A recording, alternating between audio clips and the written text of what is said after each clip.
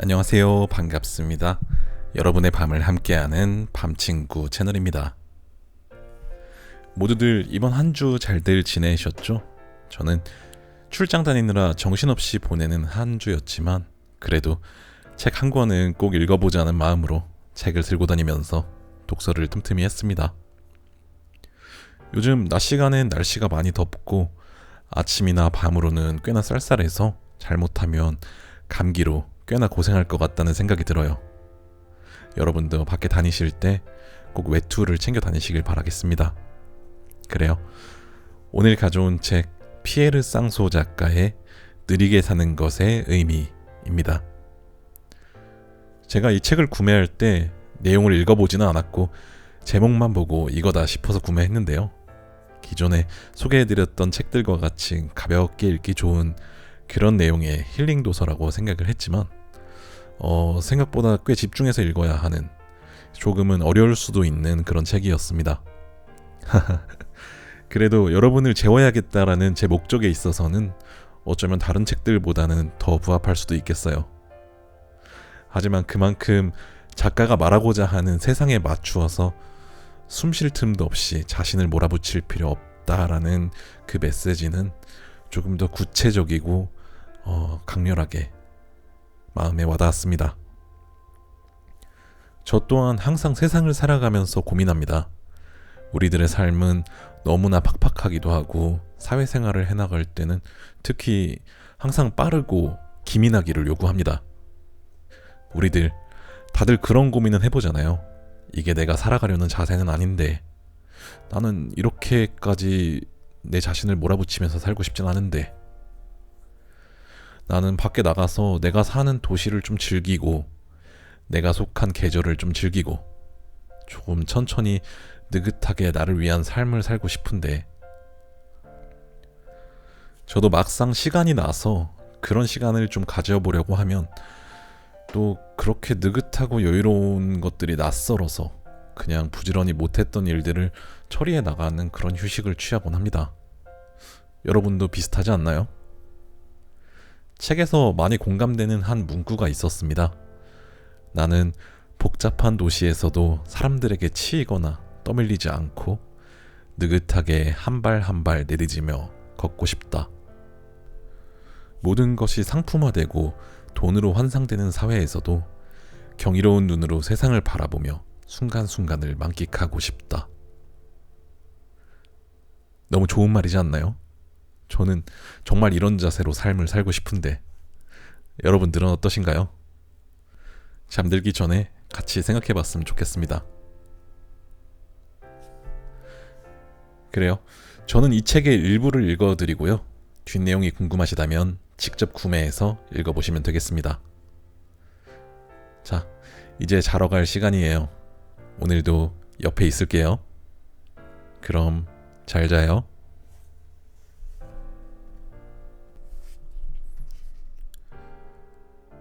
단언하건대 역사적으로 느린 사람이 좋은 평판을 얻은 적은 별로 없었다.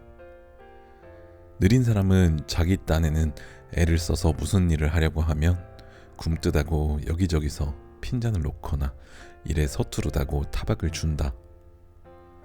쉬운 일을 할 때야 그럴 수 있다 쳐도 문제는 상당히 복잡하고 어려운 일을 할 때조차 마치 몸이 느려서 그런 것처럼 몰아가곤 한다. 일을 할 때만 그런 식으로 반응하는 것도 아니다.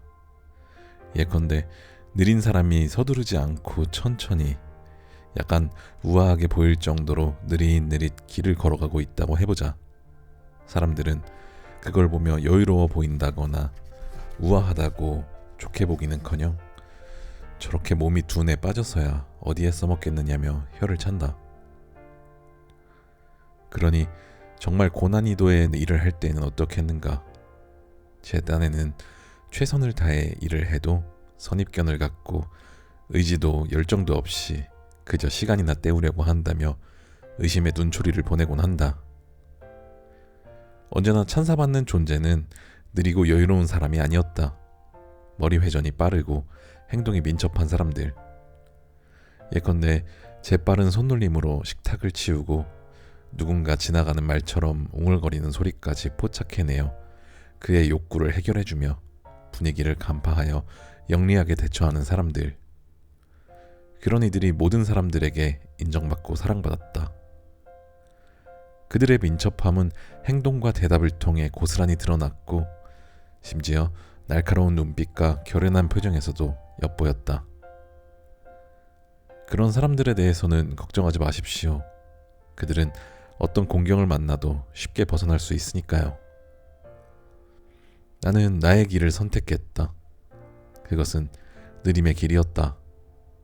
나는 꾸불꾸불한 물길을 따라 느릿느릿 흐르는 로트강에, 그리고 9월이면 마지막 열매들 위에서 서성대며 서서히 저물어가는 늦여름의 햇살에 무한한 애정을 느꼈다.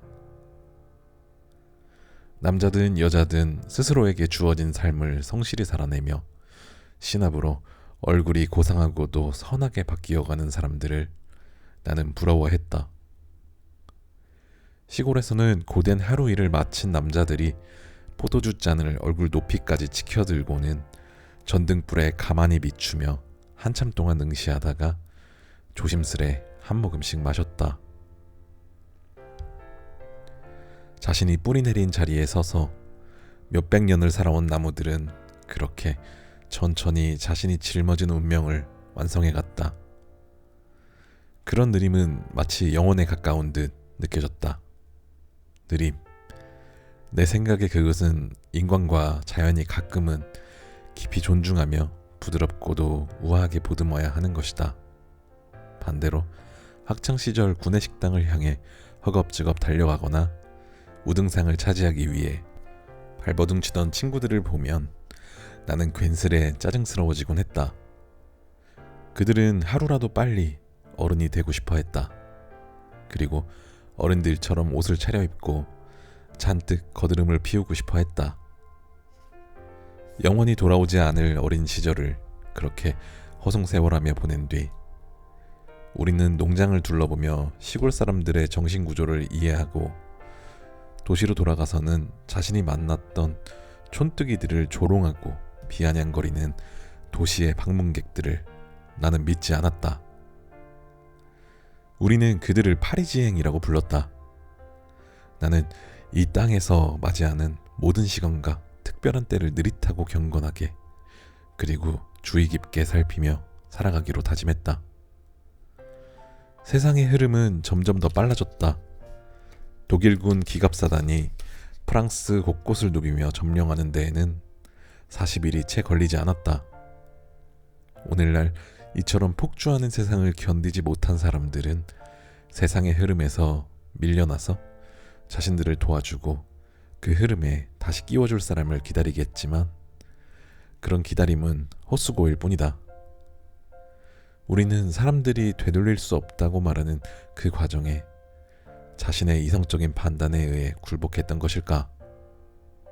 그러나 만일 폭주기관차처럼 미친 듯이 질주하는 삶이 어떤 이유로도 합리화될 수 없다면 이성은 오히려 그런 삶에서 한시바삐 벗어나라고 우리에게 호소하지 않을까?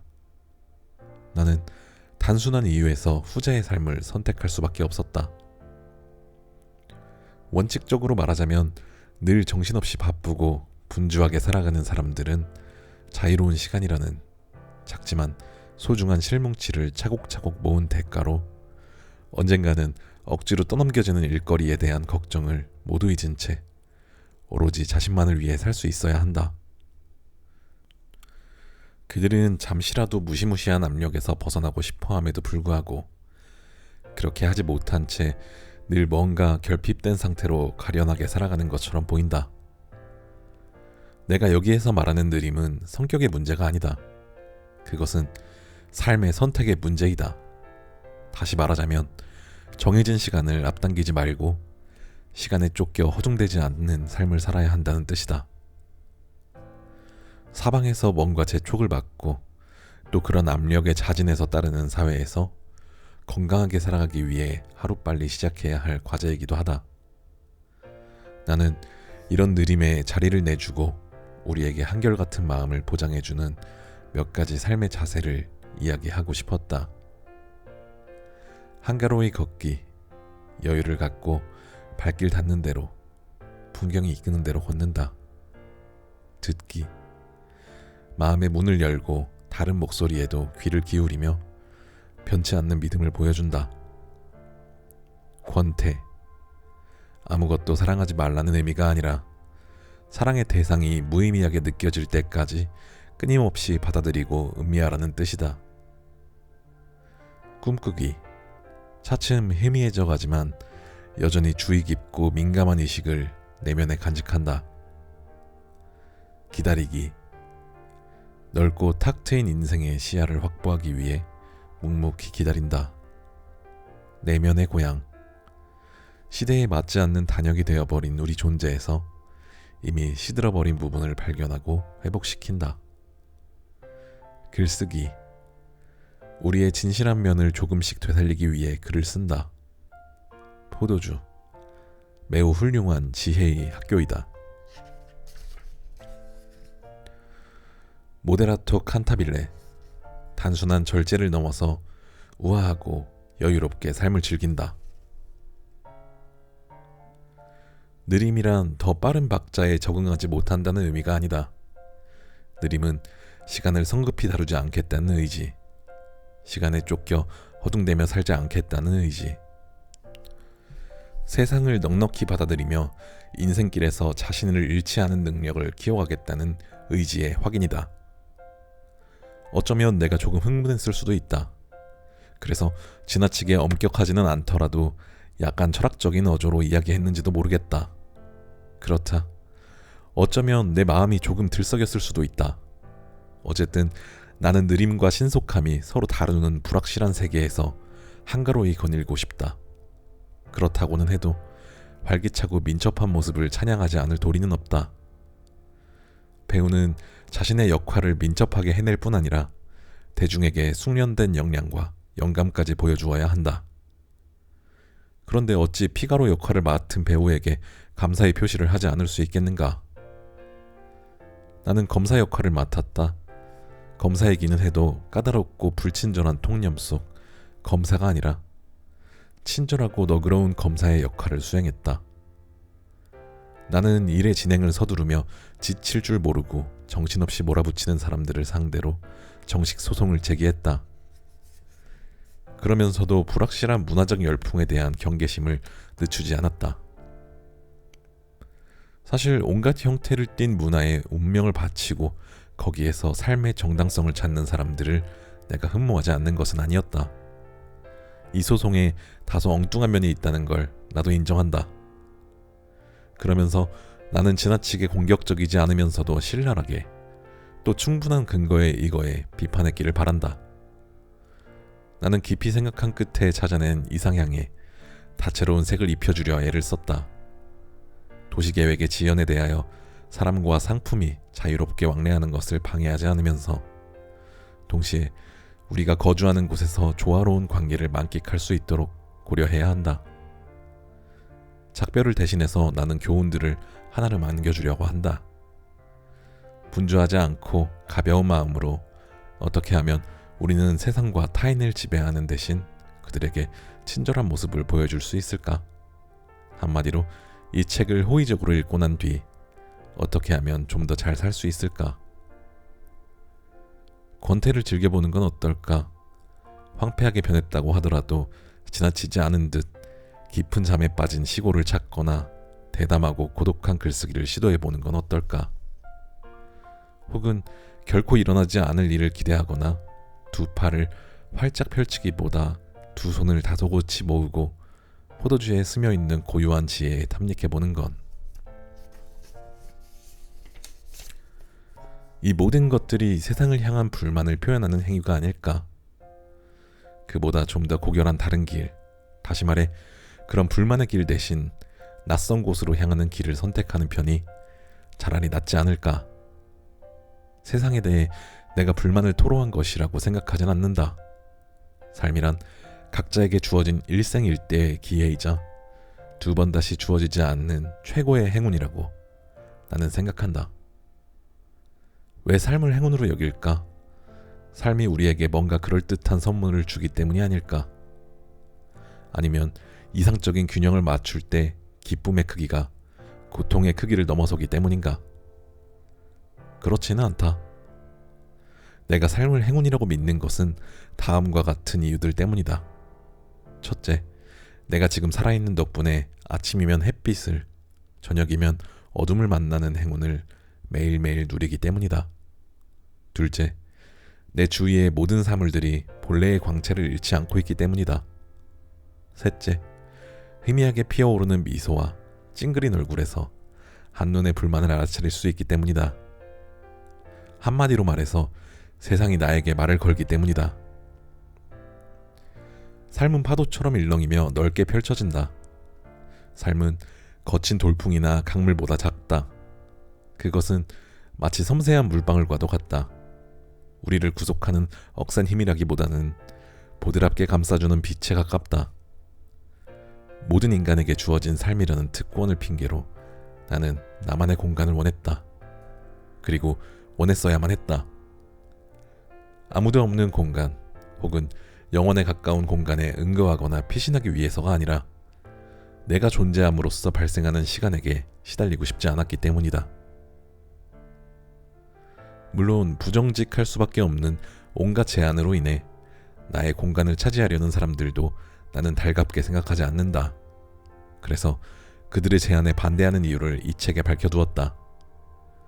다시 한번 나는 나만의 속도에 맞추어, 좀 더 정확히 말하면 운명의 여신이 나를 위해 미리 정해둔 속도에 맞추어 살아갈 수 있도록 내버려 두라고 그들에게 강력히 요청하는 바이다.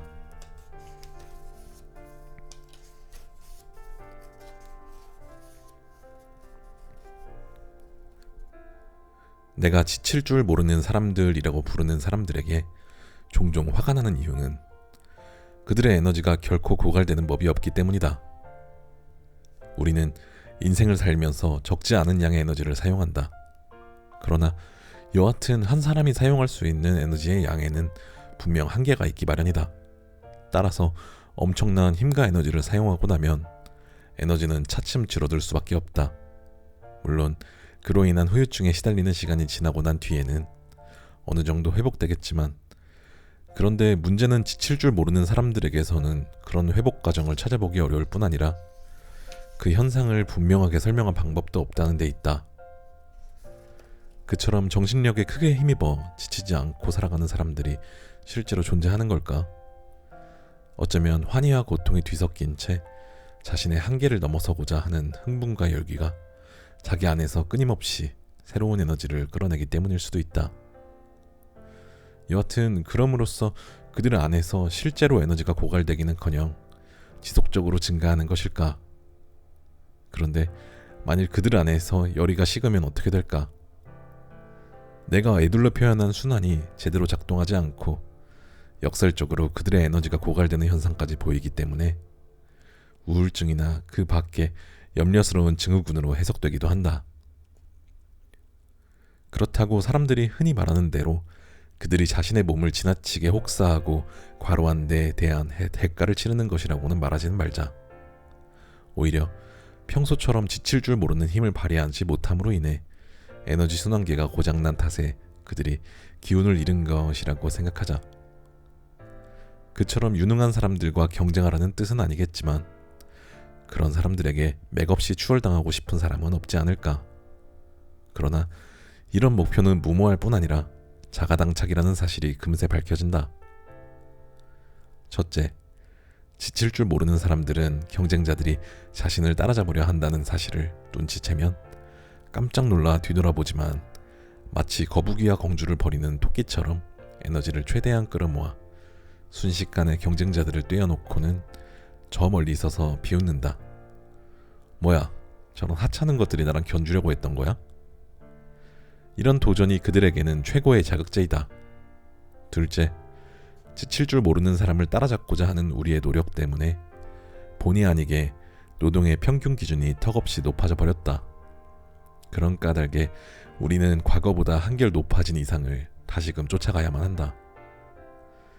지칠 줄 모르는 사람들은 자기만의 생각에 사로잡혀 있어 느림보드를 좀처럼 배려하지 못한다. 오히려 느림보드를 완전히 제압해서 문 밖으로 가차없이 밀어내버린다.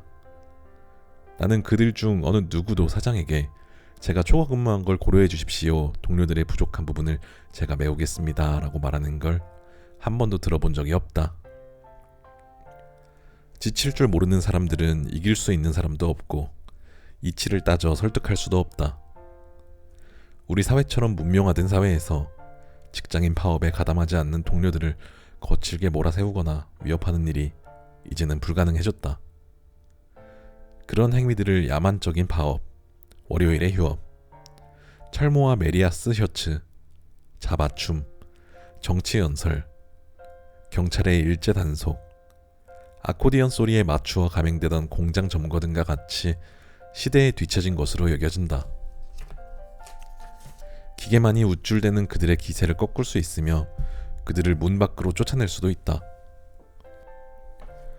옛날에는 남자들이 훨씬 더 많이 일해야 했다. 여자는 바깥일을 해야 했고 거기다가 가사노동까지 감당해내야 했다. 그러자면 여자들은 날마다 아침 일찍 일어나서 밤늦게 잠자리에 들 수밖에 없었다. 시골 여자들은 엄청난 양의 빨랫감과 싸워야 했고 완전히 자급자족하며 사는 일이 불가능했으므로 일주일에 한 번씩은 생필품을 구하기 위해 읍내까지 걸어가야 했다. 노동자들은 힘들고 고통스러운 공장 노동에 체형이 뒤틀렸고 기관지가 망가졌으며 노동의 특성에 따른 이런저런 질병에 시달렸다. 은퇴할 즈음이면 그들의 몸은 이미 돌이킬 수 없을 만큼 만신창이가 되어버린 경우가 적지 않았고 몇 달간의 휴식 뒤에는 유명을 달리했다. 그러나 사람들은 이런 과도한 노동을 달갑게 생각하지 않았지만 동시에 벗어날 수 없는 숙명으로 여길 수밖에 없었다. 그들은 일하지 않고 돈을 버는 사람들의 처지를 부러워했지만 그런 삶은 결코 그들의 몫이 될 수 없었다. 요즘 달라진 것은 노동의 한계를 넘어서서 행동하는 것이 한층 우월한 가치로 여겨진다는 점이다. 그렇게 행동하지 않는 사람은 오히려 힘이 빠져 죽고 말 것 같은 분위기라고나 할까. 따라서 몽상가들, 예컨대 묵상하거나 기도하는 사람들, 조용히 지내는 걸 좋아하거나 존재하는 즐거움 자체에 만족하는 사람들은 이런 흐름에 역행한다는 이유로 비난을 받는다. 사상가들이나 상당수의 저명한 공상가들 또한 오늘날의 이런 흐름에 편승하고 있다. 그들은 우리의 인격을 형성하는 데 반드시 필요한 움직임에서 등을 돌리고 노동의 한계를 넘어서는 행동을 예찬하기 시작했다. 그 행동이 내밀한 성격을 꼼꼼히 따져보지도 않은 채 은퇴자들은 직장 생활을 하는 동안 상실한 시간을 만회하고 싶어 한다. 그들은 자신이 세운 그 어마어마한 계획을 완수하면 마르지 않는 에너지 창고라도 하나 가지고 있어야 할 것처럼 느끼는 것 같다. 하기야 온갖 분야에서 다재다능함을 유감없이 발휘하는 사람, 여러 개의 언어에 능통한 사람, 다양한 기술을 보유한 사람들이 세상에는 적잖이 존재하는 것도 사실이다. 원한다면 바다 낚시와 민물 낚시를 즐기고 동양 언어와 아메리카 인디언 언어, 현재 사용되는 언어와 현재 쓰이지 않는 언어, 혹은 이 땅에서 기껏해야 100명만이 사용하는 언어를 배우고 산악자전거와 전통적인 자전거, 오토바이를 타고 참가하는 크로스컨트리 경주에 열중할 수도 있을 것이다. 혹은 선사시대의 인간들, 즉 불확실하기 이를 데 없는 우리 조상부터 미래 외계인의 삶에까지 관심을 갖고 면밀히 연구하거나 호랑가시나무와 낫도끼를 다루는 방법을 탐구하며 최첨단 전자기기를 어느 누구보다 먼저 받아들일 수도 있을 것이다. 내가 이런 과도한 행동에 감히 불만을 터뜨리며 은퇴자들이 양로원에 틀어박혀 운전하고 사는 걸 보고 싶다는 뜻에서 이런 말을 한다고 생각하는가? 결코 그렇지 않다. 극동 지역을 돌아보고 온 뒤 뉴욕으로 다시 여행을 떠나기 전에, 또 체육관을 다녀와서 무도장을 찾아가기 전에 그들이 자신에 대해 생각하는 방법도 찾아보기를 바랄 뿐이다. 성인이 된 후 그때까지의 삶을 통틀어 단 한 번도 그런 기회를 갖지 못했을 테니까. 과거의 회상에 푹 빠지라는 뜻이 아니라 다음과 같은 본질적인 질문들을 스스로에게 던지는 시간을 가져보라는 의도에서이다. 과거에 나는 누구였고 지금은 누구인가? 언제 내가 나의 운명을 저버렸고 또 언제부터 나의 운명을 받아들였던가? 요컨대 자신의 진정한 모습과 자신에게 주어진 인간 조건에 과감히 맞서보라는 의미다. 그들을 사랑했던 사람들, 이 땅에 존재하지 않게 될 때 영원히 어둠에 묻혀버릴 사람들의 이미지를 간직하기 위해 그들을 기억하는 시간을 가져보라는 뜻이다. 여가 활동조차 우리를 극도의 흥분 상태에서 벗어나게 하기보다는 오히려 더 자극한다. 과거의 휴가 모습을 실제의 일화가 아닌 우화의 방식으로 생각해보자. 한 가족이 보름간의 휴가를 위해 가구가 딸린 집을 하나 빌린다. 전날 그 가족은 짐을 풀고 각자 자기가 사용할 물품들을 찾아 정리정돈한다. 다음날 느지막이 일어나 바다 공기를 들이마시려고 덧문을 열고 안개와 햇빛을 만끽하며 연신 감탄사를 터뜨린다. 그러고는 덜컥거리는 식탁에 앉아 여유 있게 점심 식사를 한다. 그런 간만의 여유로움에 눈꽃만큼의 실증도 없이 첫 주를 보낸다. 그들은 온갖 다양한 것들이 뒤죽박죽 널려있는 잡화점 같은 곳에 가서 낚싯대, 구명투보, 선글라스 따위의 자질구레한 것들을 산다. 수영복을 입어보지만 조금 낯설고 이상하기까지 한 옷차림으로 해변에 나가야 할지 한참을 망설인다. 별을 보며 두 귀를 걷는 산책도 빼놓을 수는 없다. 그렇게 첫 주가 훌쩍 지나가 버렸다는 걸 한참이 지난 다음에야 깨닫는다. 그래도 아직 일주일이 남아있어 바닷가 뒤편을 산책하고 친구들에게 우편 엽서를 보내며 부르타뉴에 머무는 동안 계절에 어울리지 않게 비가 내려도 대수롭지 않게 여기며 산책을 즐긴다. 그러다가 마침내 마지막 날이 다가오면 다시 짐을 꾸리며 보름 동안 신세진 집을 정리정돈하느라 바빠진다. 요즘은 완전히 다르다. 겨울 휴가를 보내기 위해 바캉스 클럽에 참가한 사람이나 가족은 아침 7시까지 기차역이나 버스 정류장에 도착해야 한다. 푸짐한 아침 식사를 끝낸 뒤 그들은 스키장 슬로프에 짐짝처럼 내던져진다. 휴식 시간은 오후 2시경 슬로프 꼭대기의 휴게소에서 예정되어 있다. 더구나 마지막 리프트나 케이블카를 타기 위해 그토록 소중히 여기던 자신의 명예까지 그들은 내팽개친다. 슬로프에서는 코치가 지옥을 맛보게 해주려는 듯 지독하게 몰아붙인다. 코치의 말귀를 잘 알아듣고 시키는 대로 빠릿빠릿하게 해내지 못하는 사람은 안타깝게도 중급반에서 하급반으로 혹은 초급반으로 사정없이 강등된다. 저녁 식사 후에는 레크레이션 진행자들이 그들을 인계해간다. 스케줄이 끝나면 다음 주의 인파에 휩쓸리지 않기 위해 도착할 때만큼이나 서둘러 도망을 가고 약삭 빠르게 행동해야 한다. 그렇지 않으면 가방과 스키, 김재어 아이들까지 뒤바뀌어 버릴 수 있으니까. 기계가 인력의 많은 부분을 대신하게 되면서부터 여가 사회를 재정비하는 문제가 본격적으로 대두되기 시작했다. 사회학자들, 특히 앙드레 고르처럼 유토피아를 꿈꾸었던 학자들은 한가한 시간을 새롭게 활용하는 법을 제안했다. 사회학자들은 그 어떤 것도 강요하지 않았지만 그들의 제안에는 약간 빡빡한 면이 있었다. 새로운 문화를 맞이한 시민들의 하루하루는 매력 넘치는 다양한 활동들로 채워져 있어서 지금의 우리 사회가 편안하고 한가로워 보일 지경이었다. 무사태평하게 이것저것 집적거린다는 것은 생각조차 할 수 없었다. 물론 누구나 자기만의 시간에는 사냥꾼도 될 수 있고 몽상가도 될 수 있으며 낚시꾼도 될 수 있다고 마르크스가 일찌감치 이야기한 바 있지만 그의 글은 다분히 목가적인 분위기를 풍기고 있었고 여가에도 똑같은 압력이 가해질 거라는 사실을 예측하지 못했다. 여기에서 나의 의견을 좀 더 명확히 밝히기 위해 하느님과 예수의 일정에 대해 생각해 보고자고 한다. 그렇다고 하느님의 노동과 그 결과를 폄하할 생각은 눈꽃만큼도 없다. 하느님은 물과 땅과 하늘을 창조하셨고 원래 혼란스레 뒤섞여 있던 그것들의 경계를 정하셨다. 또 별들을 만드셨다. 물고기의 세계와 새들의 세계를 만드는 것도 잊지 않으셨고, 먼 훗날 오스트레일리아와 아시아와 알프스가 되었던 땅과 산들의 기초까지 놓으셨다. 그리고 끝으로 가장 경이로운 작품 아담을 만드셨다. 이는 결코 사소한 일이 아니다. 크세크세스 대왕부터 루이 14세를 거쳐 프랑스와 마테랑 대통령에 이르기까지 우리의 군주들이 이룩한 업적들도 이 광대한 작업장에 비하면 아무것도 아니다. 그러나 하느님도 7번째 날에 휴식을 취하셨고 내 기억에 그분은 만족감을 표시하셨다. 적어도 그때까지 그분은 당신의 작품에 만족하셨는데 추후에 드러날 결함을 예감하지 못했기 때문이다.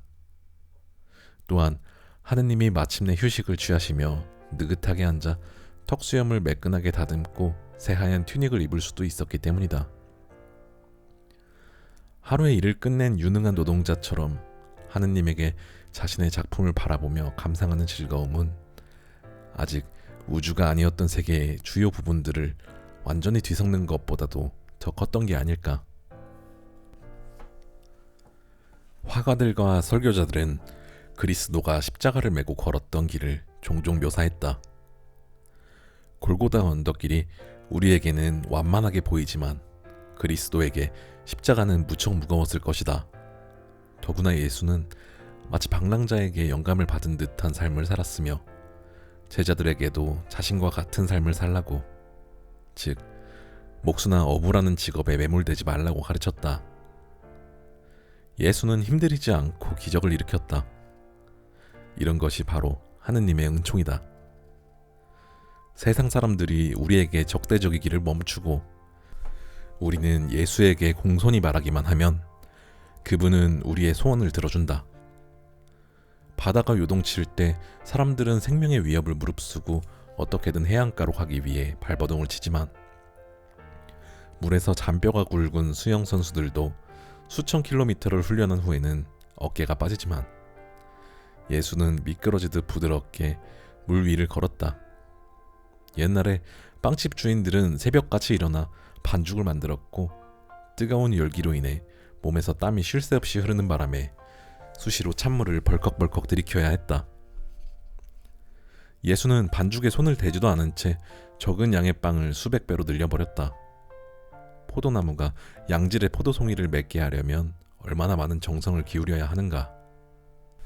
또 외과 의사팀은 응급 환자가 생명을 잃지 않게 하기 위해 얼마나 심혈을 기울여 자신들의 의술을 펼치는가. 예수 그리스도는 일어나서 걸어라 라고 명령하는 것으로 만족했다. 그랬더니 나사로는 그의 말대로 일어나서 걸었다. 예수는 자신과 제자들이 겨울을 어떻게 지냈는지에 대해서는 전혀 언급하지 않았다. 추운 겨울 동안 그들은 무엇을 했을까? 내 생각에는 휴식을 취했을 것 같다. 팔레스타인은 돌아다니기에 그리 오랜 시간이 걸리는 땅이 아니지 않은가. 하지만 요즘에 어떤 주인, 어떤 교육자, 어떤 종교 지도자가 우리에게 그런 식으로 예수 그리스도를 본받으라고 말하겠는가. 나는 우등생과 열등생 사이에 어떤 암묵적인 무게가 있다는 걸 알아냈다. 양극단은 서로 통한다고 하지만 우등생은 공부를 너무 쉽게 해내는 능력 때문에 열등생은 공부에 아예 관심이 없기 때문에 학교 생활에 똑같이 적극적이지 않다. 그런데 재능이 뛰어난 아이는 완전히 다른 면을 지닌 전형적인 예이다. 즉, 그는 신속하게 행동함으로써 경쟁자들을 가능한 한 멀리 따돌려버리고 싶어한다. 실제로 그는 평범한 아이들과는 비교도 되지 않을 만큼 빠르게 성장하고 발전함으로써 다른 꼬마 친구들을 저 멀리 따라돌리고는 홀로 우뚝 선다. 그는 자신의 몸담은 분야에서 누구나 최고의 권위를 부여하는 노벨상을 탄다. 그러고는 결국 자신의 능력에 필적할 만한 상대가 없는 이 땅에서 사라지는 것밖에 선택할 것이 없게 되고 만다. 비정한 논리에 따르면 똑똑한 천재가 있기 때문에 열등한 둔재가 있는 법이다. 그러나 유능한 사람과 무능한 사람이 공존하는 것이 세상의 이치가 아닐까? 과거에 똑똑한 사람들은 다른 삶, 덜 힘든 삶을 살았다. 뛰어난 자질 덕분에 그들은 악착스럽게 공부하지 않았다. 그들은 별로 힘들이지 않고 학급에서 1등을 차지했다. 때로는 규율에 얽매이지 않고 친구들과 어울리는 걸 좋아하기도 했다. 보잘것없는 성적을 받다가도 학기 말에 분발해서 1등으로 학년을 마치는 경우도 드물지 않았다. 또 중요한 과목들, 즉 자신에게 찬란한 경력을 보장해둘 과목들에게 우수한 성적을 올리기 위해 안달하기는커녕 체스나 테니스에 열중했다. 그들에게는 골프 바지의 반듯한 주름이 학교 성적보다 더 중요한 것처럼 보였다. 그들의 부모도 아들을 무대 앞으로 밀어내려고 하기는커녕 오히려 그의 재능을 약간 부담스럽게 여겼다. 우리에게는 매 순간 우주의 상태를 계산할 수 있는 전자기계보다 율리시스나 몽테뉴 혹은 라블레의 탁월감, 즉 칼로스 카가토스에 더 가깝게 느껴진다. 여기서 칼로스 카가토스는 아름다움과 선함을 갖춘 성숙한 인격체를 일컫는다. 지칠 줄 모르는 사람들을 향한 나의 분노의 폭발이 과연 타당한 걸까? 우리의 생명을 유지하기 위해 신체 기관들이 펼치는 노력에 대해 배우게 되었을 때 내가 문제를 제기하는 근거가 흔들렸다. 휴식을 취할 때 나의 심장은 하루에 약 18만 번 뛰며 8,600리터의 피를 운반한다. 12,000리터의 공기도 필요하다. 이 정도라면 나도 라블레의 소설에 등장하는 거인들에 필적하지 않는가? 또 한 번 사정할 때마다 1억 8천만 마리의 정자가 배출된다. 나는 차분한 눈빛으로 세상을 바라보고 있다고 생각하지만 사실 내 속눈썹은 하루에 무려 11,500번이나 쉴 새 없이 깜빡인다. 밤에도 우리가 잠자는 자세를 평균 30번 정도 바꾸는 게 사실이라면 이런 극단적인 움직임이 잠시도 멈추지 않는다. 하지만 이런 걸 자랑이라고 내세울 필요가 있을까? 우리 몸은 끊임없이 일하면서 날마다 놀라운 성과를 거둘 수 있는 기계와 비슷하다. 하지만 우리의 의지와 무관하게도 하루도 빠짐없이 새롭게 반복되는 성과들이다. 이 말에서 모든 것이 뒤바뀐다. 우리는 휴식을 취하고 안식일을 기원하는 것이 처음부터 불가능하다. 분비물만 생각해봐도 그렇다. 고백하기 창피하지만 나는 평균 1리터의 침을 분비하고 1리터의 쓸개즙을 쓸개와 창자에 비워낸다. 우리의 인체 구조 덕분에 프랑스 전역에서 날마다 800만 하고도 4톤이나 되는 엄청난 양의 대변이 배설된다. 이것은 에펠탑의 무게와 거의 비슷한 양이다. 물론 여기에도 부정적인 면만 있는 것은 아니다. 긍정적인 측면이 한 가지 있기는 하다. 즉, 내가 40살을 넘어서부터는 매일 2만 개의 뉴런이 사라지고 있다는 점이다. 그럼에도 이 짤막한 책을 완성하기에는 충분한 뉴런이 아직 내게 남아있다. 매일 반복되는 이런 극단적인 움직임을 어떻게 해석해야 할까? 사회 경제적인 요인들이 중요하기는 하지만 이 점들을 지나치게 강조하고자 하는 것은 아니다. 대담하게 들리겠지만 이데올로기적 관점, 그것도 다각도에서 해석해보고자 한다. 나는 여기에서 역설적으로 우리가 의무라고 배운 도덕의 결과를 엿보는 듯하다. 그 의무는 시간이 지날수록 많아지겠지만 우리는 우리 자신의 몸에 대한 의무가 있다고 배워왔다. 몸의 잠재적 능력을 무시할 수는 없지만 우리에게는 그 몸을 잠재적 능력에만 맡겨두어서는 안 된다. 우리는 몸을 유지하고 보호하며 가꾸어야 한다. 이 세 가지 목적은 결코 사소한 것이 아니다. 이 목표들을 제대로 완수하려면 누구나 자신에게 주어진 여가 시간을 몽땅 할애해야 할 것이다. 일례로 성기의 경우도 마찬가지다. 끊임없이 자기 권리를 요구하며 발기를 하고 다혈질적이기 짝이 없는 그 녀석 말이다. 식물과 동물, 자연과 도시, 기억하고 보살피지 않으면 사라져버릴 수도 있는 과거, 뒤뚱뒤뚱 우리에게 다가오는 미래를 무시해서도 안 된다. 우리 선조들에게는 물론이고 우리의 후손들과 그 자식들에게도 우리가 필요하다. 우리가 자식들에게 그랬듯이 지구에도 무관심했다는 걸 나는 솔직히 인정할 수밖에 없다. 그러나 나는 이런 자각이 상당히 의미 있는 발전이라고 생각한다. 이런 자각에 힘입어 인류 역사상 유례없는 노력이 시작되기 때문이다. 우리가 스스로에 대해 갖는 의무, 즉 가능한 많은 경험을 함으로써 자아를 실현해야 한다는 의무가 더해지기 때문에 이런 자각이 더욱 절실히 필요하다. 한데 기술 발달로 인해 우리가 경험할 수 있는 것들이 획기적으로 증가했다. 이제 우리에게는 하지만 이건 불가능해 라고 투덜거릴 권리가 없다. 샤르트르는 이런 상황을 일찍이 날카롭게 지적하며 우리는 모든 것에 대해 모두에게 책임져야 한다고 말한 바 있다. 이 말을 문자 그대로 받아들이면 어떻게 해석될까? 우리는 끝없이 더 많은 일을 해야겠다는 결의를 다지거나 반대로 끝없이 계속되는 일을 감당할 수 없어 낙담하게 된다는 의미로 이해할 수 있다. 전자의 경우라면 초인은 더 이상 엘리트에게만 한정된 불확실하고 의심스러운 이상이 아니다. 곧 우리 대부분이 체격과 지능, 의지와 능력에서 인간의 한계를 넘어서게 될 것이다. 이미 새로운 세대들은 정보통신기기를 다루는 데 뛰어난 솜씨를 보여주고 있다. 더구나 우리는 인간의 몸을 정교하게 조작하며 새롭게 힘을 불어넣고 있는 중이다. 느림은 과거의 가치 중에서 마지막으로 남은 가치인 것처럼 여겨진다. 요즘에는 인간의 재능이 발휘되는 모든 영역에서 항상 더 빨리 반응하고 더 빨리 정보를 얻고 더 빨리 보고 더 빨리 계획을 세워야 하기 때문이다. 이 새로운 무리와 비교하면 내가 지금껏 비판했던 지칠 줄 모르는 사람들조차 구제불능인 게으름뱅이처럼 혹은 거의 대뇌 활동에 장애가 있는 사람처럼 여겨질 것이다. 걷기, 달리기, 접촉하기, 시작하기, 보기, 듣기 등과 같이 지극히 평범한 행위들도 당연한 것이 아니다. 이런 행위들은 반복된 연습이 있은 뒤에야 비로소 구체화되기 시작하지만 연습이 무의식적으로 이루어지기 때문에 우리가 그런 행위들을 연습하고 있다는 사실조차 인지하지 못하게 되는 것이다.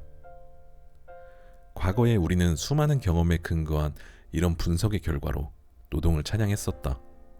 그러나 우리의 정신과 감각이 끊임없이 행하는 노동과 이미 결정된 사회 시스템 내에서 어쩔 수 없이 행해야 하는 노동, 즉 인간성을 박탈하면서도 우리를 풍요롭게 만들어주지 못하는 노동을 뚜렷이 구분하지 않았다.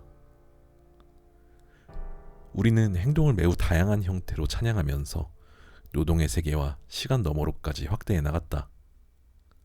이제 행동은 과거의 여가 활동조차 인정하지 않고 휴식만을 이야기했던 시간에서조차 주된 가치로 여겨지고 있다. 그리고 이런 생각은 조만간 모든 연령층으로 확산될 것 같은 분위기다. 그렇다면 청소년기에도? 청소년기는 지식을 습득하기에 가장 적합한 시기인 터라 방향을 잡지 못하고 방황하며 그 시기를 허비하는 것은 바람직하지 못하다는 설득이 시도될 것이다. 지금 우리는 노동세계의 끝자락에 서 있다. 앞으로는 많은 정보를 확보한 사람들과 많은 지식을 갖춘 사람들만이 노동세계에 들어서게 될 것이다. 더구나 젊은이들은 하루라도 빨리 어른들의 세계로 들어가기를 열망하는 것처럼 보인다. 그러다가 질병에 걸리기라도 하면 어떻게 하느냐고? 과거에는 새로 간 시트의 풋풋함을 만끽하며 방구석에 누운 채 식구들이 분주하게 움직이는 소리를 듣기 위해 저녁이 희미한 빛에 녹아들기를 기다리는 것만으로도 충분했다. 그러나 요즘 사람들은 질병을 적으로 취급하며 맞서 싸워야 할 대상으로 여기는 경향이 있다. 따라서 공격적인 무기를 사용하고 우리가 전에는 같은 편으로 생각조차 하지 않았던 사람의 도움까지 받고 싶어 한다. 심장 절개 수술을 한 뒤 최대한 빨리 병원을 떠나는 의사는 성공적인 수술로 박수를 받겠지만 회복이 더딘 환자는 의학의 이미지를 손상시킨 죄로 의료진에게 협조하지 않는다는 의심을 받게 될 것이다. 그럼에도 수준 높은 의료 서비스가 제공되는 특별하고 색다른 매력을 지닌 병실에서 꾸물거리며 시간을 보내고 싶어하는 환자들이 전혀 없지는 않겠지만 내가 속한 노년층의 운명으로 다시 한번 돌아가 보자. 과거의 노년층은 오랜 노동과 노력 끝에 마침내 휴식할 권리를 얻은 사람들로 받아들여졌다. 예컨대 그들은 양지 바른 곳에 놓인 벤치에 앉아 여유롭게 시간을 보내고 카드게임 삼매경에 빠져 지내고 카페에 앉아 백포도주 잔을 지그시 바라보며 조금씩 홀짝거리고 벤치에서 집까지 종종 걸음으로 돌아가고 담배 쌈지를 살짝 열어 조심스레 담배를 말고 신문에서 부고란을 훑어볼 권리를 얻은 사람들이었다. 또 여자들은 뜨개질을 하고 뜨개질한 옷이나 쇼를 걸쳤다가 벗고 다시 걸치며 흰 강낭콩의 껍질을 벗기고 그 껍질들을 신문지에 끌어모아서는 쓰레기통에 버렸다. 이렇게 과거의 노년층은 황혼의 나날들을 겸허하면서도 명예롭게 보내고 채워갔다. 이제 장년층이 그 뒤를 이어 노년층이 되었지만 여전히 건강하고 활달한 까닭에 온갖 종류의 일을 도전해보라는 권유가 끊이질 않는다. 안타깝게도 지칠 줄 모르는 사람들은 피로라는 단어에 대해 전혀 알지 못하는 것처럼 보인다. 우리를 극도로 자극해서 잠을 방해하고 타인과의 관계까지 저해야 하는 해로운 피로가 아니라 우리 몸이 조금씩 잠식당해 결국 우리 몸에서 비롯되는 피로를 말하는 것이다. 그러나 우리는 마침내 손의 힘이 약해지고 눈가에 주름이 잡히는 순간이 조만간 닥치리라는 것을 예감한다. 세상을 전적으로 신뢰하며 자신에게 맡겨진 역할을 우리가 잘 해낸 덕분이다. 무엇보다 피로는 육신의 작품이고 자아로의 회귀이며 우연의 망각이어서 다른 즐거움과 마찬가지로 우리 안에서 스스로 조금씩 키워왔기 때문이다. 이런 피로는 우리가 끈기 있게 획득한 것이 무엇인지 집약해 보여주기 위해 우리 몸에 기념삼아 남긴 흔적과도 같은 것이다. 따라서 피로에 젖은 얼굴과 몸은 숭고하게까지 보인다. 육신, 정확히 말해서 우리 문화에 감추어진 육신은 정신이 무너지지 않고 불끈대는 근육과 뒤섞여 하나가 되는 순간들의 감동적인 모습으로 새롭게 나타난다. 한가로이 걷는다는 것은 시간을 멈추는 것이 아니다. 일에 물려 분주히 움직이지 않고 여유를 즐기며 시간의 흐름에 순응하는 것이다. 그렇다. 여유로움. 한가로이 걷기 위해서는 여유로움을 잃지 않아야 한다. 여유로움이란 궁극의 목적지에 도달하기 위해 세상의 허다한 일들에 구애받지 않겠다는 의지에서 비롯되는 삶의 자세이다. 한가로이 거니는 동안 우리는 여러 가지 물건들을 그저 구경만 해도 좋다. 그걸 반드시 사야 한다는 의무감이나 강박관념에서 벗어나도 괜찮다. 주변을 찬찬히 둘러보고 사람들의 얼굴을 세밀히 관찰하되 그들의 관심을 끌려고 애쓸 필요는 없다. 나는 복잡한 도시에서도 사람들에게 치이거나 떠밀러지지 않고 느긋하게 한 발 한 발 내디디며 걷고 싶다. 모든 것이 상품화되고 돈으로 환산되는 사회에서도 어린아이처럼 경의에 찬 눈빛으로 세상을 바라보며 순간순간을 만끽하고 싶다. 한가로이 걷는 여인의 모습을 떠올려보라.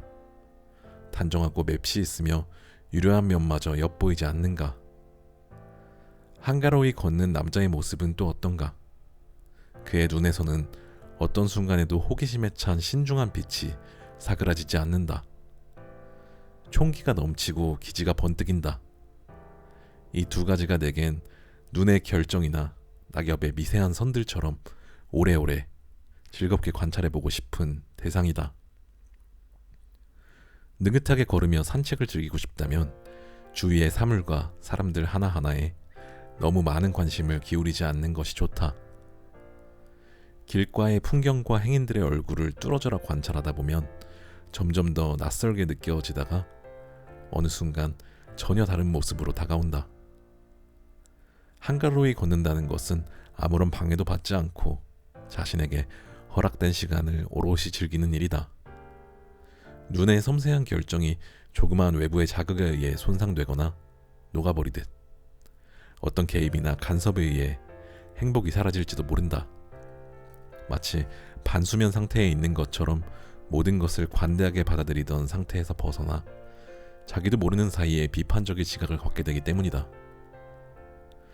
공간을 관찰하는 일에 조르주 페렉의 글을 보면 공간이란 우리가 그 특징을 치밀하게 해석하지 않고 푹 빠져드는 존재라기보다는 하나의 의혹거리에 가깝다. 눈에 보이는 것에 주목하라. 어떤 사물과 현상에 주목해야 하는지, 강렬한 인상을 남기는 것이 무엇인지 알게 될 때까지 관찰하라. 냉철해지고 또 냉철해져라.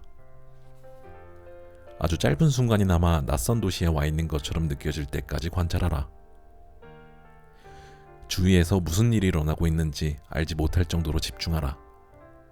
불현듯 주위가 낯선 곳으로 변한 것처럼 느껴지고 눈앞의 공간들이 도로, 건물, 인도로 불린다는 것조차 인식하지 못할 정도로 완전히 몰입해서 관찰하라. 우리가 어떤 도시에 대해 갖고 있던 믿음에 의문을 품게 될 때는 언제인가? 그 도시가 구체적인 사물과 더 이상 동일시되지 않을 때이다. 예컨대 도시와 그 도시를 구성하는 푸른 나무 간의 관계를 끊어낼 때이다.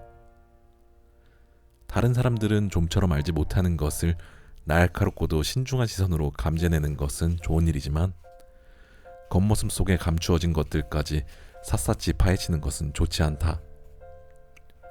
한가로이 거니는 사람은 스스로를 선택받은 사람으로 여기지 않는다. 어떤 기적을 바라지도 않고 성질을 찾는 계획에 자신이 참여하고 있다고 생각하지도 않는다. 한가로이 걷는 사람은 경의에 찬 눈으로 천천히 숲을 거닐 듯 도시를 산책하며 만물에서 영감을 얻는 예술가들과는 다르다. 예컨대 시인 앙드레 브루통은 이렇게 말했다. 이유는 모르겠지만 발길 닿는 대로 걷다 보면 나는 항상 이곳에 와 있다. 특별한 목적도 없이 언제나 이곳에 오단다. 아무도 나에게 이곳에 올 것을 채근하거나 부추기지 않는데도 말이다. 진부하기 이를 데 없는 산책이라는 행위에 그렇듯 대단한 의미를 부여할 만한 가치가 있을까? 예컨대 어떤 도시가 우리에게 깊은 울림을 자아내지 못한다면, 그래서 그곳에서 예지력을 발휘할 기회를 잡지 못하게 된다면 말이다. 한가로운 산책에서 얻는 행복은 시선으로부터 나오는 것이 아니다. 그럼 어디에서 올까? 걷는 행위 자체에서, 자유로운 호흡에서, 이 세상의 모든 것을 마음껏 사용할 권리를 자신이 누리는 게 당연하다는 듯 느끼는 편안함에서 비롯된다. 나는 이런 여유로움이 인간의 감정이나 기분에서 비롯되는 것은 아니라고 생각한다. 그보다는 어떤 사회적 조건, 즉 특별한 혜택을 누리는 일에서 연유하는 것이 아닌가 싶다. 말하자면 일종의 호사스러움 같은 것이다. 예를 들어 노동자층을 비롯한 많은 사람들은 분주히 움직이며 하루하루를 숨가쁘게 살아가는데 반해 시시포스의 돌굴리기처럼 고단하고 저주스러운 삶에서 완벽하게 비껴난 사람들이 있다. 잠시 눈을 감고 머릿속에 다음 장면을 떠올려보자. 당신은 시골에서 살며 농사를 짓고 있다. 토마토를 재배하는데 그 열매를 수확해 판 돈으로 근근히 가족을 먹여 살린다. 뜨거운 여름날조차 당신은 어김없이 토마토 밭에 나가 허리를 구부린 채 일을 해야 한다. 오늘도 토마토 밭에서 온몸에 땀을 뻘뻘 흘리며 열심히 일을 하고 있다. 그때 그 곁으로 한껏 근사하게 옷을 차려입은 채 여유를 즐기며 느긋하게 산책하는 사람을 본다고 하자. 어떤 기분이 들겠는가? 그런 사람들 중에는 휴가를 즐길 자격을 가진 이들도 더러는 있을 것이다. 여러 달 동안 제대로 쉴 틈도 없이 열심히 일한 다음 겨우 며칠간의 휴가를 얻을 때가 그런 경우이다. 그렇더라도 그들이 한가롭게 거닐면서 얼굴에 다정한 웃음을 지은 채 땀을 뻘뻘 흘리며 일하고 있는 당신에게 손을 흔든다면 언짢은 기분이 들고 몰상식하다는 생각도 하게 될 것이다. 가정에서, 직장에서, 그 밖의 단체나 조직에서 여러 가지 일들로 늘 바쁘고 분주한 사람들, 책임감에 짓눌린 사람들은 한가로이 거니는 법이 없다. 그들은 1분 1초의 시간도 헛되이 소진할 수 없다고 핏대를 올린다.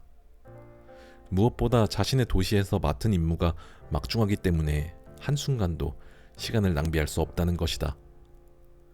공연물 기획이나 어떤 새로운 공간을 만들어내는 일로 그들은 늘 분주히 움직이며 시시각각 처리해야 할 수 있는 일들에 맞닥뜨린다. 공연 기획자는 시민들에게 즐거움을 주면서 동시에 자기 안에 있는 창조력의 샘이 마르지 않도록 하기 위해 끊임없이 프로젝트를 기획하고 행사를 개최하고 일을 벌인다. 새로운 공연을 제작하고 뭔가 특별한 프로젝트를 기획해내는 것이 그의 사명이자 책임이기도 하다. 도시 자체가 역동적이고 활력 넘치며 늘 변화를 꿈꾸다 보니 도시계획 전문가에게는 일이 끊이질 않는다.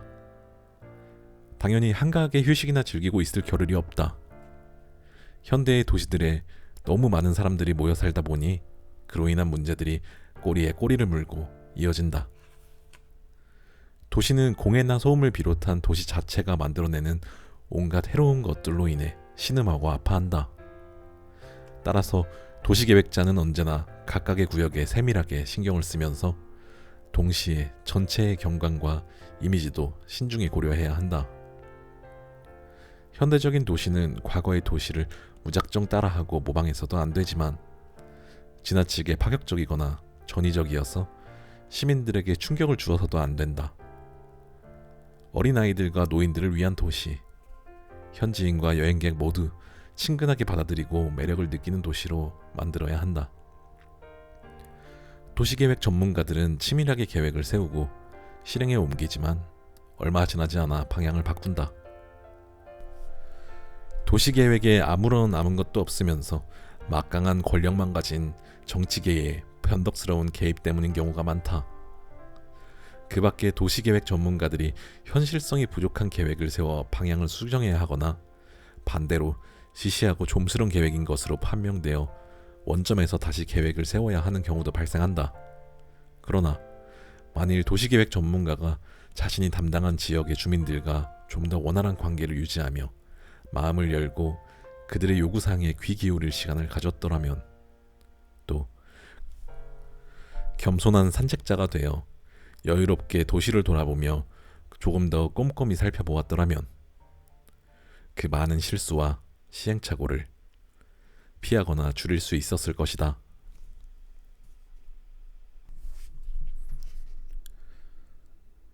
단언하건대 역사적으로 느린 사람이 좋은 평판을 얻은 적은 별로 없었다.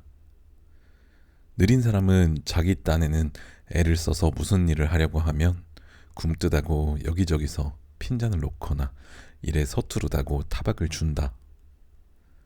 쉬운 일을 할 때야 그럴 수 있다 쳐도 문제는 상당히 복잡하고 어려운 일을 할 때조차 마치 몸이 느려서 그런 것처럼 몰아가곤 한다.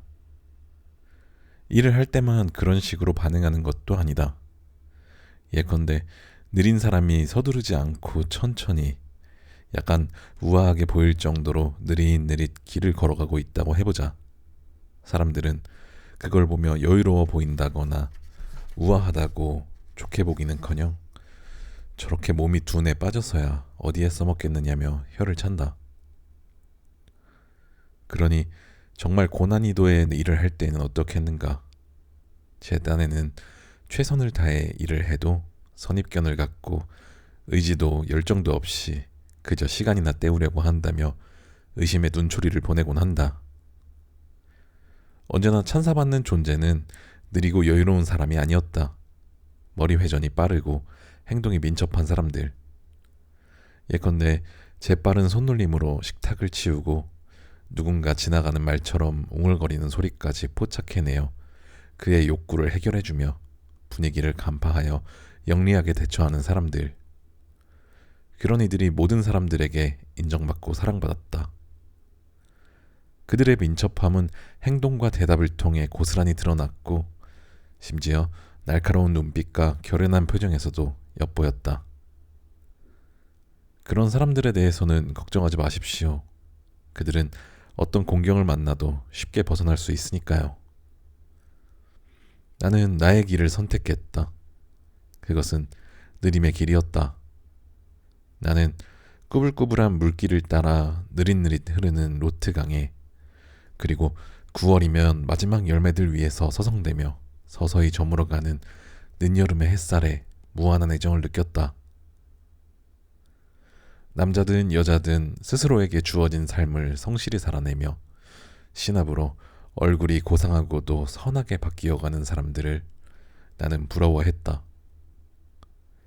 시골에서는 고된 하루 일을 마친 남자들이 포도주 잔을 얼굴 높이까지 치켜들고는 전등불에 가만히 비추며 한참 동안 응시하다가 조심스레 한 모금씩 마셨다. 자신이 뿌리 내린 자리에 서서 몇백 년을 살아온 나무들은 그렇게 천천히 자신이 짊어진 운명을 완성해갔다. 그런 느림은 마치 영혼에 가까운 듯 느껴졌다. 느림. 내 생각에 그것은 인간과 자연이 가끔은 깊이 존중하며 부드럽고도 우아하게 보듬어야 하는 것이다. 반대로 학창시절 구내식당을 향해 허겁지겁 달려가거나 우등상을 차지하기 위해 발버둥 치던 친구들을 보면 나는 괜스레 짜증스러워지곤 했다. 그들은 하루라도 빨리 어른이 되고 싶어 했다. 그리고 어른들처럼 옷을 차려입고 잔뜩 거드름을 피우고 싶어 했다.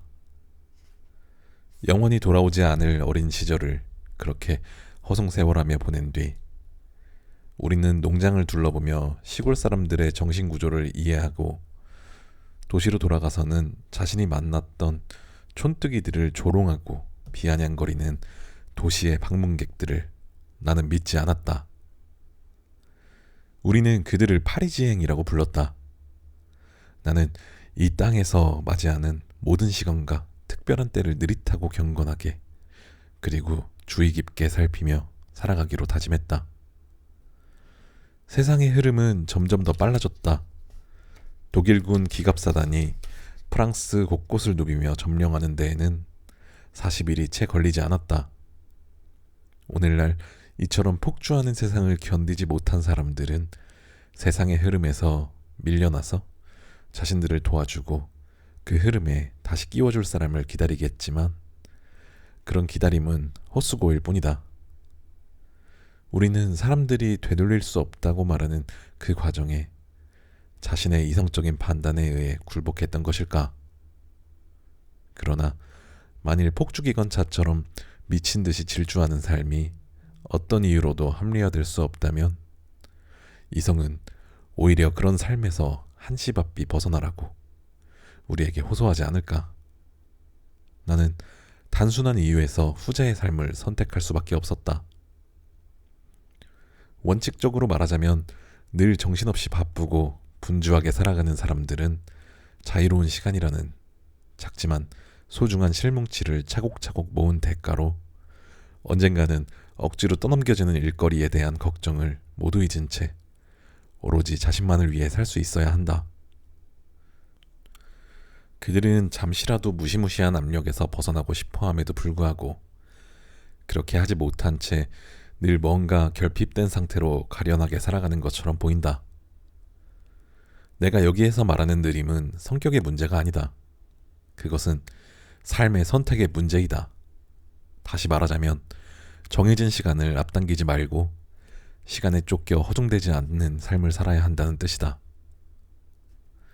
사방에서 뭔가 재촉을 받고 또 그런 압력에 자진해서 따르는 사회에서 건강하게 살아가기 위해 하루빨리 시작해야 할 과제이기도 하다. 나는 이런 느림에 자리를 내주고 우리에게 한결같은 마음을 보장해주는 몇 가지 삶의 자세를 이야기하고 싶었다. 한가로이 걷기, 여유를 갖고 발길 닿는 대로, 풍경이 이끄는 대로 걷는다.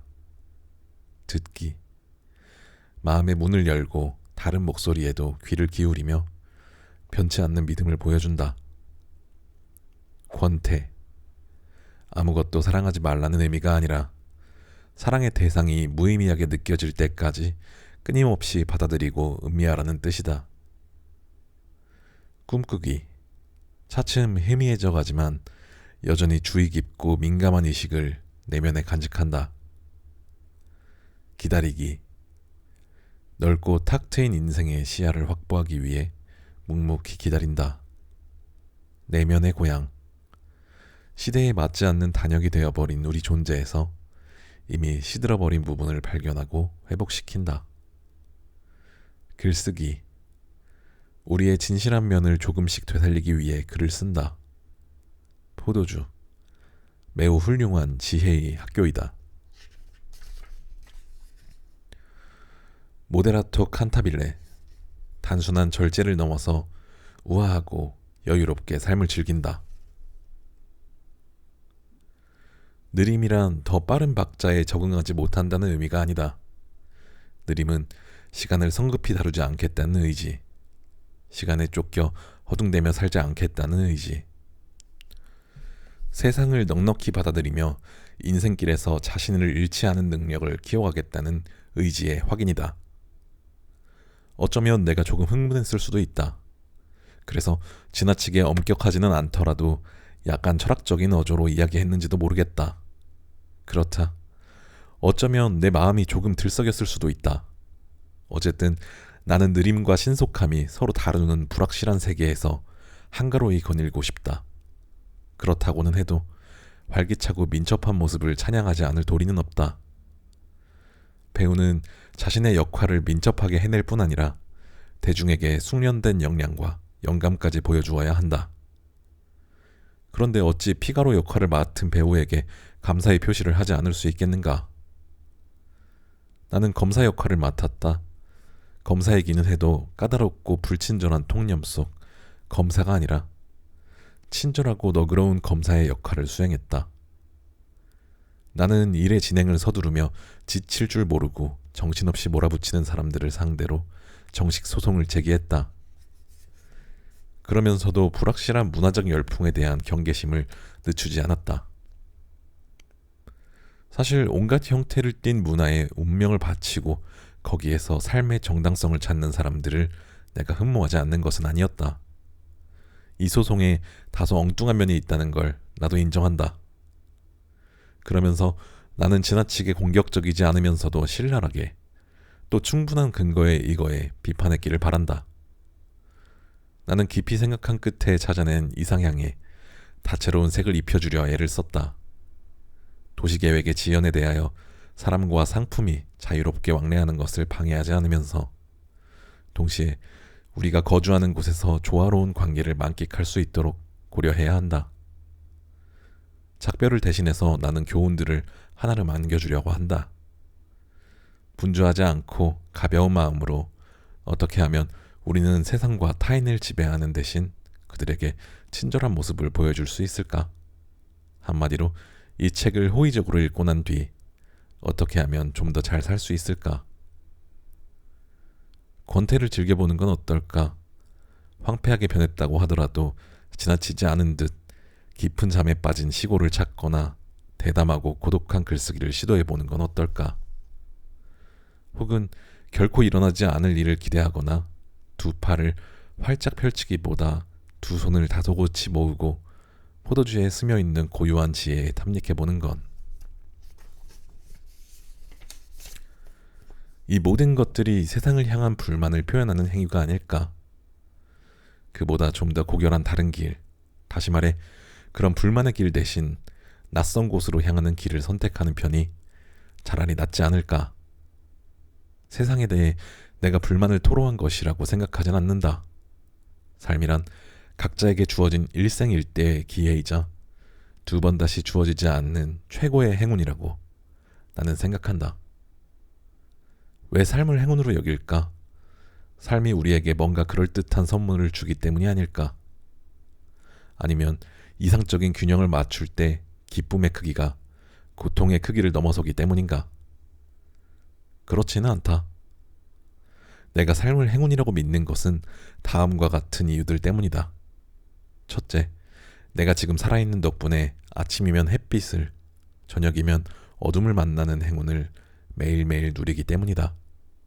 둘째, 내 주위의 모든 사물들이 본래의 광채를 잃지 않고 있기 때문이다.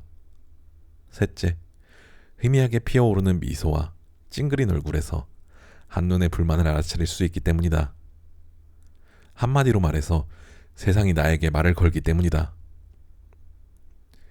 삶은 파도처럼 일렁이며 넓게 펼쳐진다. 삶은 거친 돌풍이나 강물보다 작다. 그것은 마치 섬세한 물방울과도 같다. 우리를 구속하는 억센 힘이라기보다는 보드랍게 감싸주는 빛에 가깝다. 모든 인간에게 주어진 삶이라는 특권을 핑계로 나는 나만의 공간을 원했다. 그리고 원했어야만 했다. 아무도 없는 공간 혹은 영원에 가까운 공간에 응거하거나 피신하기 위해서가 아니라 내가 존재함으로써 발생하는 시간에게 시달리고 싶지 않았기 때문이다. 물론 부정직할 수밖에 없는 온갖 제한으로 인해 나의 공간을 차지하려는 사람들도 나는 달갑게 생각하지 않는다. 그래서 그들의 제안에 반대하는 이유를 이 책에 밝혀두었다. 다시 한번 나는 나만의 속도에 맞추어, 좀 더 정확히 말하면 운명의 여신이 나를 위해 미리 정해둔 속도에 맞추어 살아갈 수 있도록 내버려 두라고 그들에게 강력히 요청하는 바이다.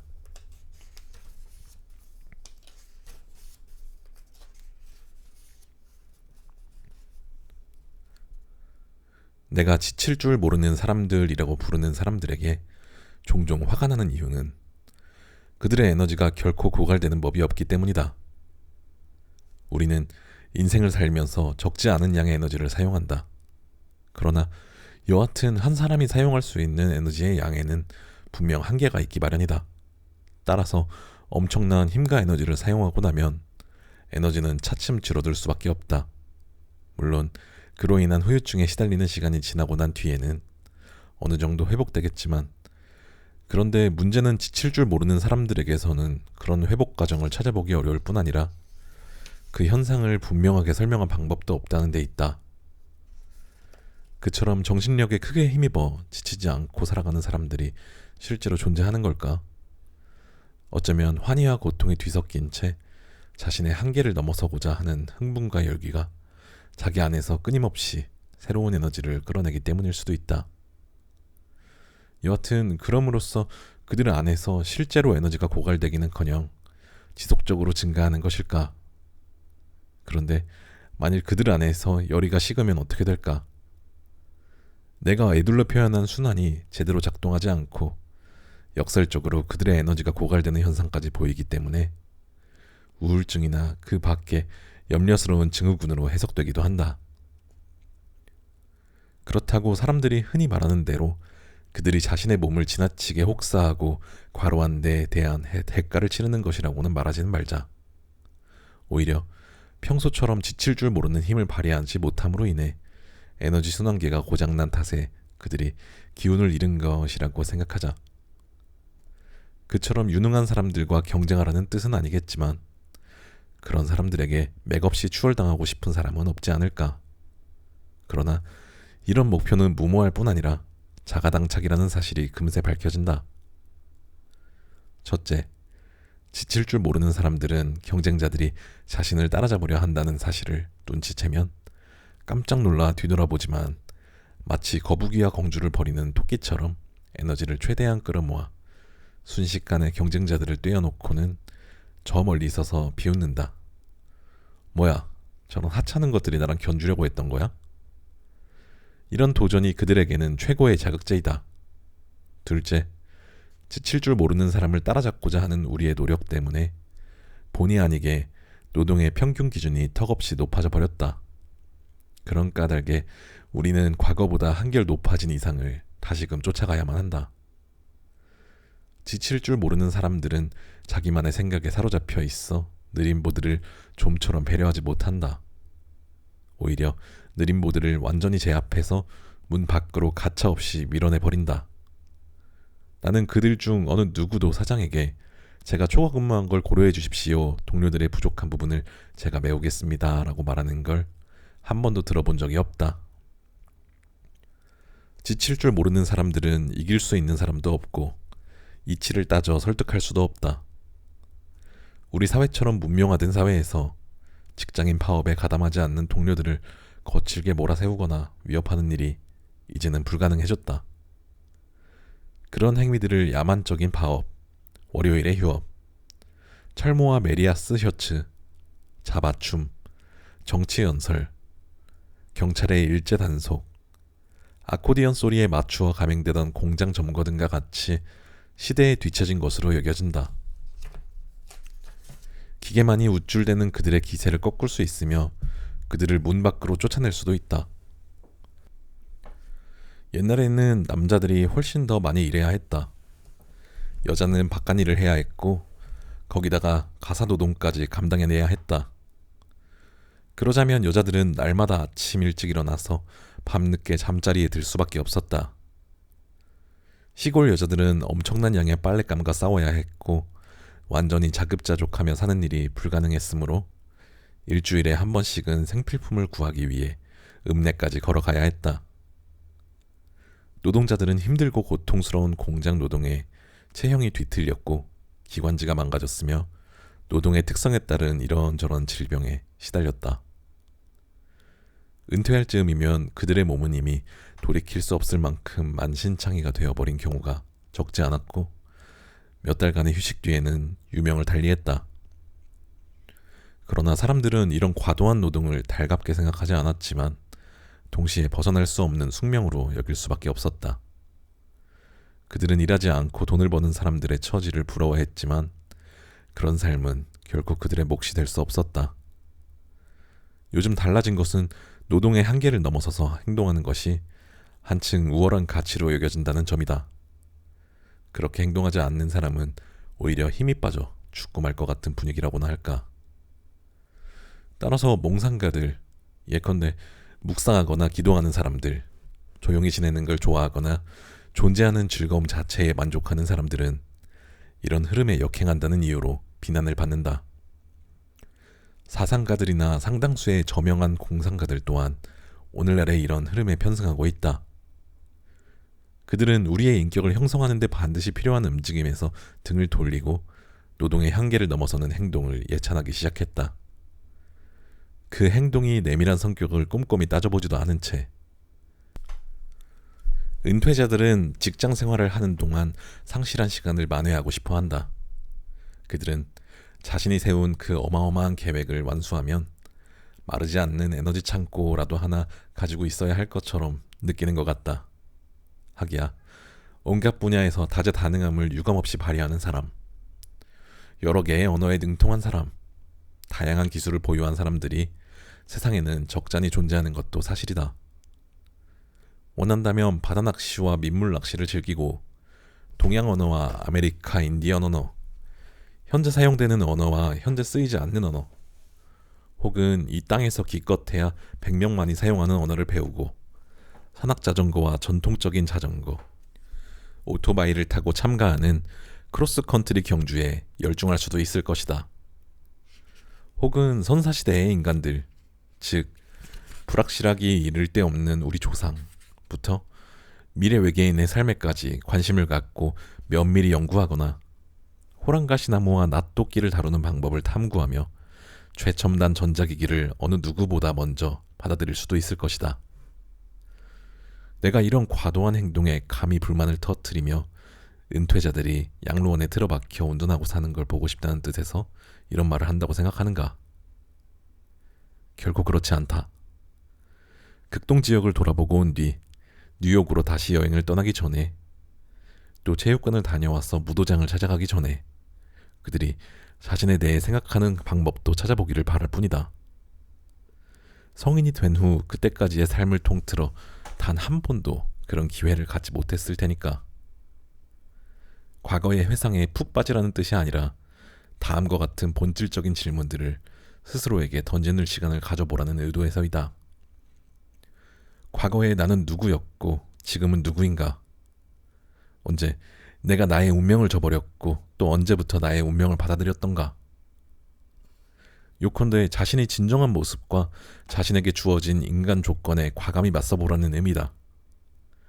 그들을 사랑했던 사람들, 이 땅에 존재하지 않게 될 때 영원히 어둠에 묻혀버릴 사람들의 이미지를 간직하기 위해 그들을 기억하는 시간을 가져보라는 뜻이다. 여가 활동조차 우리를 극도의 흥분 상태에서 벗어나게 하기보다는 오히려 더 자극한다. 과거의 휴가 모습을 실제의 일화가 아닌 우화의 방식으로 생각해보자.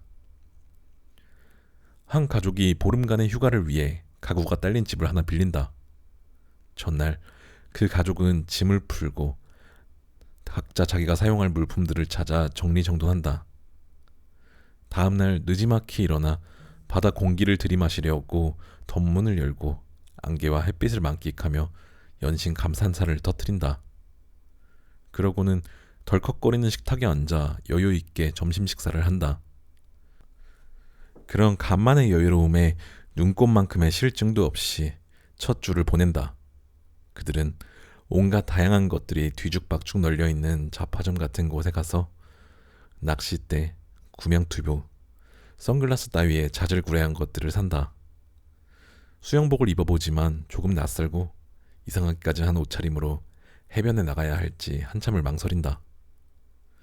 별을 보며 두 귀를 걷는 산책도 빼놓을 수는 없다. 그렇게 첫 주가 훌쩍 지나가 버렸다는 걸 한참이 지난 다음에야 깨닫는다. 그래도 아직 일주일이 남아있어 바닷가 뒤편을 산책하고 친구들에게 우편 엽서를 보내며 부르타뉴에 머무는 동안 계절에 어울리지 않게 비가 내려도 대수롭지 않게 여기며 산책을 즐긴다. 그러다가 마침내 마지막 날이 다가오면 다시 짐을 꾸리며 보름 동안 신세진 집을 정리정돈하느라 바빠진다. 요즘은 완전히 다르다. 겨울 휴가를 보내기 위해 바캉스 클럽에 참가한 사람이나 가족은 아침 7시까지 기차역이나 버스 정류장에 도착해야 한다. 푸짐한 아침 식사를 끝낸 뒤 그들은 스키장 슬로프에 짐짝처럼 내던져진다. 휴식 시간은 오후 2시경 슬로프 꼭대기의 휴게소에서 예정되어 있다. 더구나 마지막 리프트나 케이블카를 타기 위해 그토록 소중히 여기던 자신의 명예까지 그들은 내팽개친다. 슬로프에서는 코치가 지옥을 맛보게 해주려는 듯 지독하게 몰아붙인다. 코치의 말귀를 잘 알아듣고 시키는 대로 빠릿빠릿하게 해내지 못하는 사람은 안타깝게도 중급반에서 하급반으로 혹은 초급반으로 사정없이 강등된다. 저녁 식사 후에는 레크레이션 진행자들이 그들을 인계해간다. 스케줄이 끝나면 다음 주의 인파에 휩쓸리지 않기 위해 도착할 때만큼이나 서둘러 도망을 가고 약삭 빠르게 행동해야 한다. 그렇지 않으면 가방과 스키, 김재어 아이들까지 뒤바뀌어 버릴 수 있으니까. 기계가 인력의 많은 부분을 대신하게 되면서부터 여가 사회를 재정비하는 문제가 본격적으로 대두되기 시작했다. 사회학자들, 특히 앙드레 고르처럼 유토피아를 꿈꾸었던 학자들은 한가한 시간을 새롭게 활용하는 법을 제안했다. 사회학자들은 그 어떤 것도 강요하지 않았지만 그들의 제안에는 약간 빡빡한 면이 있었다. 새로운 문화를 맞이한 시민들의 하루하루는 매력 넘치는 다양한 활동들로 채워져 있어서 지금의 우리 사회가 편안하고 한가로워 보일 지경이었다. 무사태평하게 이것저것 집적거린다는 것은 생각조차 할 수 없었다. 물론 누구나 자기만의 시간에는 사냥꾼도 될 수 있고 몽상가도 될 수 있으며 낚시꾼도 될 수 있다고 마르크스가 일찌감치 이야기한 바 있지만 그의 글은 다분히 목가적인 분위기를 풍기고 있었고 여가에도 똑같은 압력이 가해질 거라는 사실을 예측하지 못했다. 여기에서 나의 의견을 좀 더 명확히 밝히기 위해 하느님과 예수의 일정에 대해 생각해 보고자고 한다. 그렇다고 하느님의 노동과 그 결과를 폄하할 생각은 눈꽃만큼도 없다. 하느님은 물과 땅과 하늘을 창조하셨고 원래 혼란스레 뒤섞여 있던 그것들의 경계를 정하셨다. 또 별들을 만드셨다. 물고기의 세계와 새들의 세계를 만드는 것도 잊지 않으셨고 먼 훗날 오스트레일리아와 아시아와 알프스가 되었던 땅과 산들의 기초까지 놓으셨다. 그리고 끝으로 가장 경이로운 작품 아담을 만드셨다. 이는 결코 사소한 일이 아니다.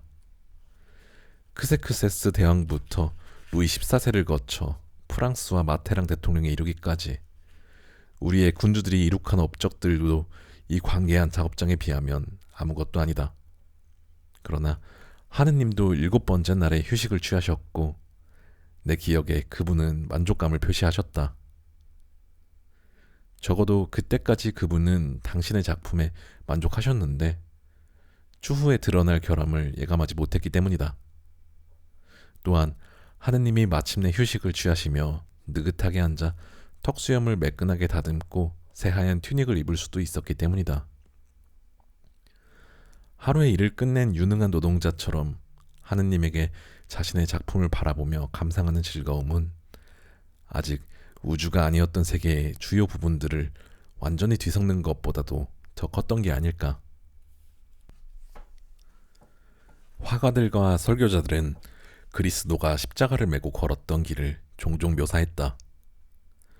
골고다 언덕길이 우리에게는 완만하게 보이지만 그리스도에게 십자가는 무척 무거웠을 것이다.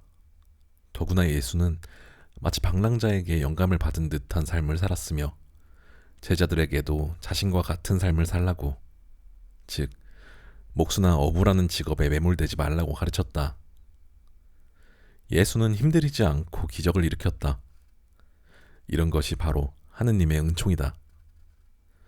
세상 사람들이 우리에게 적대적이기를 멈추고 우리는 예수에게 공손히 말하기만 하면 그분은 우리의 소원을 들어준다.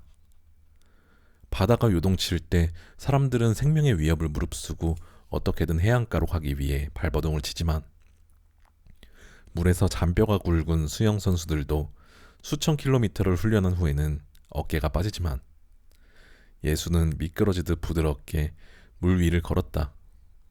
옛날에 빵집 주인들은 새벽같이 일어나 반죽을 만들었고 뜨거운 열기로 인해 몸에서 땀이 쉴 새 없이 흐르는 바람에 수시로 찬물을 벌컥벌컥 들이켜야 했다. 예수는 반죽에 손을 대지도 않은 채 적은 양의 빵을 수백 배로 늘려버렸다. 포도나무가 양질의 포도송이를 맺게 하려면 얼마나 많은 정성을 기울여야 하는가. 또 외과 의사팀은 응급 환자가 생명을 잃지 않게 하기 위해 얼마나 심혈을 기울여 자신들의 의술을 펼치는가. 예수 그리스도는 일어나서 걸어라 라고 명령하는 것으로 만족했다. 그랬더니 나사로는 그의 말대로 일어나서 걸었다. 예수는 자신과 제자들이 겨울을 어떻게 지냈는지에 대해서는 전혀 언급하지 않았다. 추운 겨울 동안 그들은 무엇을 했을까? 내 생각에는 휴식을 취했을 것 같다. 팔레스타인은 돌아다니기에 그리 오랜 시간이 걸리는 땅이 아니지 않은가. 하지만 요즘에 어떤 주인, 어떤 교육자, 어떤 종교 지도자가 우리에게 그런 식으로 예수 그리스도를 본받으라고 말하겠는가. 나는 우등생과 열등생 사이에 어떤 암묵적인 무게가 있다는 걸 알아냈다. 양극단은 서로 통한다고 하지만 우등생은 공부를 너무 쉽게 해내는 능력 때문에 열등생은 공부에 아예 관심이 없기 때문에 학교 생활에 똑같이 적극적이지 않다. 그런데 재능이 뛰어난 아이는 완전히 다른 면을 지닌 전형적인 예이다. 즉, 그는 신속하게 행동함으로써 경쟁자들을 가능한 한 멀리 따돌려버리고 싶어 한다. 실제로 그는 평범한 아이들과는 비교도 되지 않을 만큼 빠르게 성장하고 발전함으로써 다른 꼬마 친구들을 저 멀리 따라돌리고는 홀로 우뚝 선다. 그는 자신의 몸담은 분야에서 누구나 최고의 권위를 부여하는 노벨상을 탄다. 그러고는 결국 자신의 능력에 필적할 만한 상대가 없는 이 땅에서 사라지는 것밖에 선택할 것이 없게 되고 만다. 비정한 논리에 따르면 똑똑한 천재가 있기 때문에 열등한 둔재가 있는 법이다. 그러나 유능한 사람과 무능한 사람이 공존하는 것이 세상의 이치가 아닐까? 과거에 똑똑한 사람들은 다른 삶, 덜 힘든 삶을 살았다. 뛰어난 자질 덕분에 그들은 악착스럽게 공부하지 않았다. 그들은 별로 힘들이지 않고 학급에서 1등을 차지했다. 때로는 규율에 얽매이지 않고 친구들과 어울리는 걸 좋아하기도 했다. 보잘것없는 성적을 받다가도 학기 말에 분발해서 1등으로 학년을 마치는 경우도 드물지 않았다. 또 중요한 과목들, 즉 자신에게 찬란한 경력을 보장해둘 과목들에게 우수한 성적을 올리기 위해 안달하기는커녕 체스나 테니스에 열중했다. 그들에게는 골프 바지의 반듯한 주름이 학교 성적보다 더 중요한 것처럼 보였다.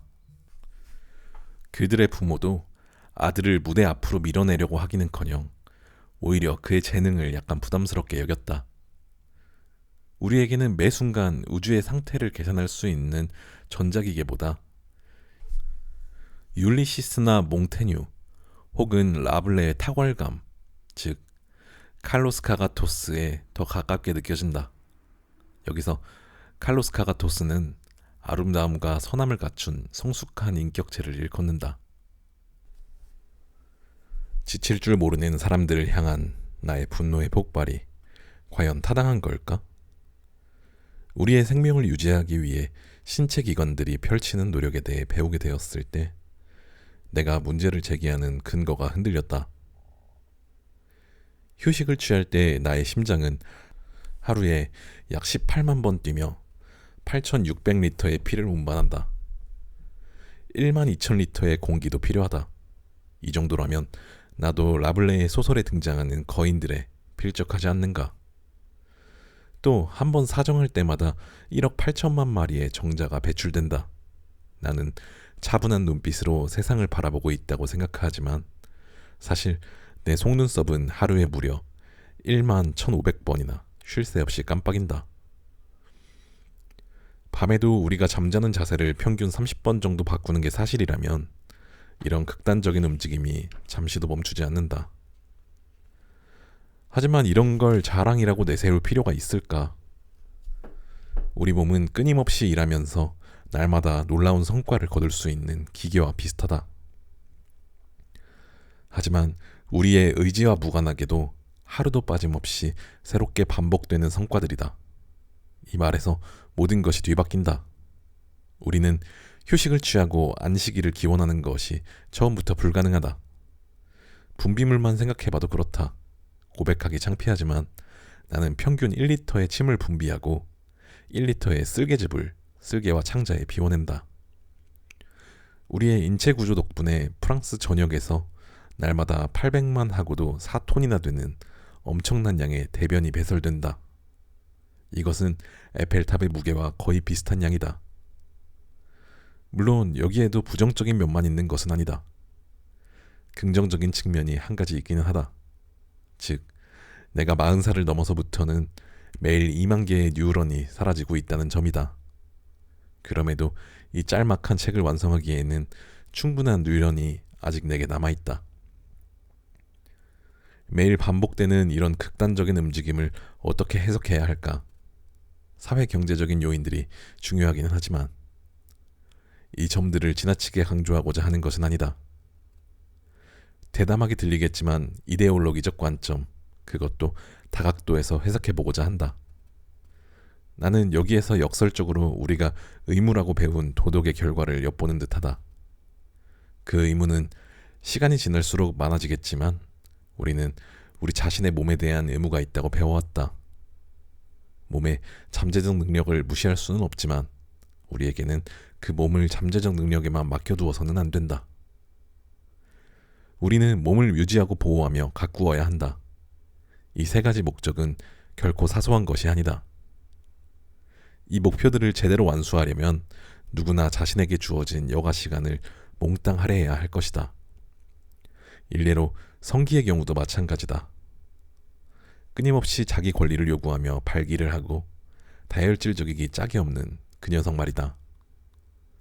식물과 동물, 자연과 도시, 기억하고 보살피지 않으면 사라져버릴 수도 있는 과거, 뒤뚱뒤뚱 우리에게 다가오는 미래를 무시해서도 안 된다. 우리 선조들에게는 물론이고 우리의 후손들과 그 자식들에게도 우리가 필요하다. 우리가 자식들에게 그랬듯이 지구에도 무관심했다는 걸 나는 솔직히 인정할 수밖에 없다. 그러나 나는 이런 자각이 상당히 의미 있는 발전이라고 생각한다. 이런 자각에 힘입어 인류 역사상 유례없는 노력이 시작되기 때문이다. 우리가 스스로에 대해 갖는 의무, 즉 가능한 많은 경험을 함으로써 자아를 실현해야 한다는 의무가 더해지기 때문에 이런 자각이 더욱 절실히 필요하다. 한데 기술 발달로 인해 우리가 경험할 수 있는 것들이 획기적으로 증가했다. 이제 우리에게는 하지만 이건 불가능해 라고 투덜거릴 권리가 없다. 샤르트르는 이런 상황을 일찍이 날카롭게 지적하며 우리는 모든 것에 대해 모두에게 책임져야 한다고 말한 바 있다. 이 말을 문자 그대로 받아들이면 어떻게 해석될까? 우리는 끝없이 더 많은 일을 해야겠다는 결의를 다지거나 반대로 끝없이 계속되는 일을 감당할 수 없어 낙담하게 된다는 의미로 이해할 수 있다. 전자의 경우라면 초이는 더 이상 엘리트에게만 한정된 불확실하고 의심스러운 이상이 아니다. 곧 우리 대부분이 체격과 지능, 의지와 능력에서 인간의 한계를 넘어서게 될 것이다. 이미 새로운 세대들은 정보통신기기를 다루는 데 뛰어난 솜씨를 보여주고 있다. 더구나 우리는 인간의 몸을 정교하게 조작하며 새롭게 힘을 불어넣고 있는 중이다. 느림은 과거의 가치 중에서 마지막으로 남은 가치인 것처럼 여겨진다. 요즘에는 인간의 재능이 발휘되는 모든 영역에서 항상 더 빨리 반응하고 더 빨리 정보를 얻고 더 빨리 보고 더 빨리 계획을 세워야 하기 때문이다. 이 새로운 무리와 비교하면 내가 지금껏 비판했던 지칠 줄 모르는 사람들조차 구제불능인 게으름뱅이처럼 혹은 거의 대뇌 활동에 장애가 있는 사람처럼 여겨질 것이다. 걷기, 달리기, 접촉하기, 시작하기, 보기, 듣기 등과 같이 지극히 평범한 행위들도 당연한 것이 아니다. 이런 행위들은 반복된 연습이 있은 뒤에야 비로소 구체화되기 시작하지만 연습이 무의식적으로 이루어지기 때문에 우리가 그런 행위들을 연습하고 있다는 사실조차 인지하지 못하게 되는 것이다. 과거에 우리는 수많은 경험에 근거한 이런 분석의 결과로 노동을 찬양했었다. 그러나 우리의 정신과 감각이 끊임없이 행하는 노동과 이미 결정된 사회 시스템 내에서 어쩔 수 없이 행해야 하는 노동, 즉 인간성을 박탈하면서도 우리를 풍요롭게 만들어주지 못하는 노동을 뚜렷이 구분하지 않았다. 우리는 행동을 매우 다양한 형태로 찬양하면서 노동의 세계와 시간 너머로까지 확대해 나갔다. 이제 행동은 과거의 여가 활동조차 인정하지 않고 휴식만을 이야기했던 시간에서조차 주된 가치로 여겨지고 있다. 그리고 이런 생각은 조만간 모든 연령층으로 확산될 것 같은 분위기다. 그렇다면 청소년기에도? 청소년기는 지식을 습득하기에 가장 적합한 시기인 터라 방향을 잡지 못하고 방황하며 그 시기를 허비하는 것은 바람직하지 못하다는 설득이 시도될 것이다. 지금 우리는 노동세계의 끝자락에 서 있다. 앞으로는 많은 정보를 확보한 사람들과 많은 지식을 갖춘 사람들만이 노동세계에 들어서게 될 것이다. 더구나 젊은이들은 하루라도 빨리 어른들의 세계로 들어가기를 열망하는 것처럼 보인다. 그러다가 질병에 걸리기라도 하면 어떻게 하느냐고? 과거에는 새로 간 시트의 풋풋함을 만끽하며 방구석에 누운 채 식구들이 분주하게 움직이는 소리를 듣기 위해 저녁이 희미한 빛에 녹아들기를 기다리는 것만으로도 충분했다. 그러나 요즘 사람들은 질병을 적으로 취급하며 맞서 싸워야 할 대상으로 여기는 경향이 있다. 따라서 공격적인 무기를 사용하고 우리가 전에는 같은 편으로 생각조차 하지 않았던 사람의 도움까지 받고 싶어 한다. 심장 절개 수술을 한 뒤 최대한 빨리 병원을 떠나는 의사는 성공적인 수술로 박수를 받겠지만 회복이 더딘 환자는 의학의 이미지를 손상시킨 죄로 의료진에게 협조하지 않는다는 의심을 받게 될 것이다. 그럼에도 수준 높은 의료 서비스가 제공되는 특별하고 색다른 매력을 지닌 병실에서 꾸물거리며 시간을 보내고 싶어하는 환자들이 전혀 없지는 않겠지만 내가 속한 노년층의 운명으로 다시 한번 돌아가 보자. 과거의 노년층은 오랜 노동과 노력 끝에 마침내 휴식할 권리를 얻은 사람들로 받아들여졌다. 예컨대 그들은 양지 바른 곳에 놓인 벤치에 앉아 여유롭게 시간을 보내고, 카드게임 삼매경에 빠져 지내고, 카페에 앉아 백포도주 잔을 지그시 바라보며 조금씩 홀짝거리고, 벤치에서 집까지 종종 걸음으로 돌아가고, 담배 쌈지를 살짝 열어 조심스레 담배를 말고, 신문에서 부고란을 훑어볼 권리를 얻은 사람들이었다. 또 여자들은 뜨개질을 하고 뜨개질한 옷이나 쇼를 걸쳤다가 벗고 다시 걸치며, 흰 강낭콩의 껍질을 벗기고 그 껍질들을 신문지에 끌어모아서는 쓰레기통에 버렸다. 이렇게 과거의 노년층은 황혼의 나날들을 겸허하면서도 명예롭게 보내고 채워갔다. 이제 장년층이 그 뒤를 이어 노년층이 되었지만 여전히 건강하고 활달한 까닭에 온갖 종류의 일을 도전해보라는 권유가 끊이질 않는다.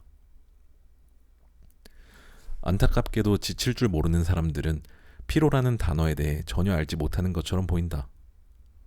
우리를 극도로 자극해서 잠을 방해하고 타인과의 관계까지 저해야 하는 해로운 피로가 아니라, 우리 몸이 조금씩 잠식당해 결국 우리 몸에서 비롯되는 피로를 말하는 것이다. 그러나 우리는 마침내 손의 힘이 약해지고 눈가에 주름이 잡히는 순간이 조만간 닥치리라는 것을 예감한다. 세상을 전적으로 신뢰하며 자신에게 맡겨진 역할을 우리가 잘 해낸 덕분이다. 무엇보다 피로는 육신의 작품이고 자아로의 회귀이며 우연의 망각이어서 다른 즐거움과 마찬가지로 우리 안에서 스스로 조금씩 키워왔기 때문이다. 이런 피로는 우리가 끈기 있게 획득한 것이 무엇인지 집약해 보여주기 위해 우리 몸에 기념삼아 삼긴 흔적과도 같은 것이다. 따라서 피로에 젖은 얼굴과 몸은 숭고하게까지 보인다. 육신, 정확히 말해서 우리 문화에 감추어진 육신은 정신이 무너지지 않고 불끈대는 근육과 뒤섞여 하나가 되는 순간들의 감동적인 모습으로 새롭게 나타난다. 한가로이 걷는다는 것은 시간을 멈추는 것이 아니다. 일에 물려 분주히 움직이지 않고 여유를 즐기며 시간의 흐름에 순응하는 것이다. 그렇다. 여유로움. 한가로이 걷기 위해서는 여유로움을 잃지 않아야 한다. 여유로움이란 궁극의 목적지에 도달하기 위해 세상의 허다한 일들에 구애받지 않겠다는 의지에서 비롯되는 삶의 자세이다. 한가로이 거니는 동안 우리는 여러 가지 물건들을 그저 구경만 해도 좋다. 그걸 반드시 사야 한다는 의무감이나 강박관념에서 벗어나도 괜찮다. 주변을 찬찬히 둘러보고 사람들의 얼굴을 세밀히 관찰하되 그들의 관심을 끌려고 애쓸 필요는 없다. 나는 복잡한 도시에서도 사람들에게 치이거나 떠밀러지지 않고 느긋하게 한 발 한 발 내디디며 걷고 싶다. 모든 것이 상품화되고 돈으로 환산되는 사회에서도 어린아이처럼 경의에 찬 눈빛으로 세상을 바라보며 순간순간을 만끽하고 싶다. 한가로이 걷는 여인의 모습을 떠올려보라. 단정하고 맵시 있으며 유려한 면마저 엿보이지 않는가? 한가로이 걷는 남자의 모습은 또 어떤가? 그의 눈에서는 어떤 순간에도 호기심에 찬 신중한 빛이 사그라지지 않는다. 총기가 넘치고 기지가 번뜩인다. 이 두 가지가 내겐 눈의 결정이나 낙엽의 미세한 선들처럼 오래오래 즐겁게 관찰해보고 싶은 대상이다. 느긋하게 걸으며 산책을 즐기고 싶다면 주위의 사물과 사람들 하나하나에 너무 많은 관심을 기울이지 않는 것이 좋다. 길가의 풍경과 행인들의 얼굴을 뚫어져라 관찰하다 보면 점점 더 낯설게 느껴지다가 어느 순간 전혀 다른 모습으로 다가온다. 한가로이 걷는다는 것은 아무런 방해도 받지 않고 자신에게 허락된 시간을 오롯이 즐기는 일이다. 눈의 섬세한 결정이 조그마한 외부의 자극에 의해 손상되거나 녹아버리듯 어떤 개입이나 간섭에 의해 행복이 사라질지도 모른다. 마치 반수면 상태에 있는 것처럼 모든 것을 관대하게 받아들이던 상태에서 벗어나 자기도 모르는 사이에 비판적인 시각을 갖게 되기 때문이다. 공간을 관찰하는 일에 조르주 페렉의 글을 보면 공간이란 우리가 그 특징을 치밀하게 해석하지 않고 푹 빠져드는 존재라기보다는 하나의 의혹거리에 가깝다.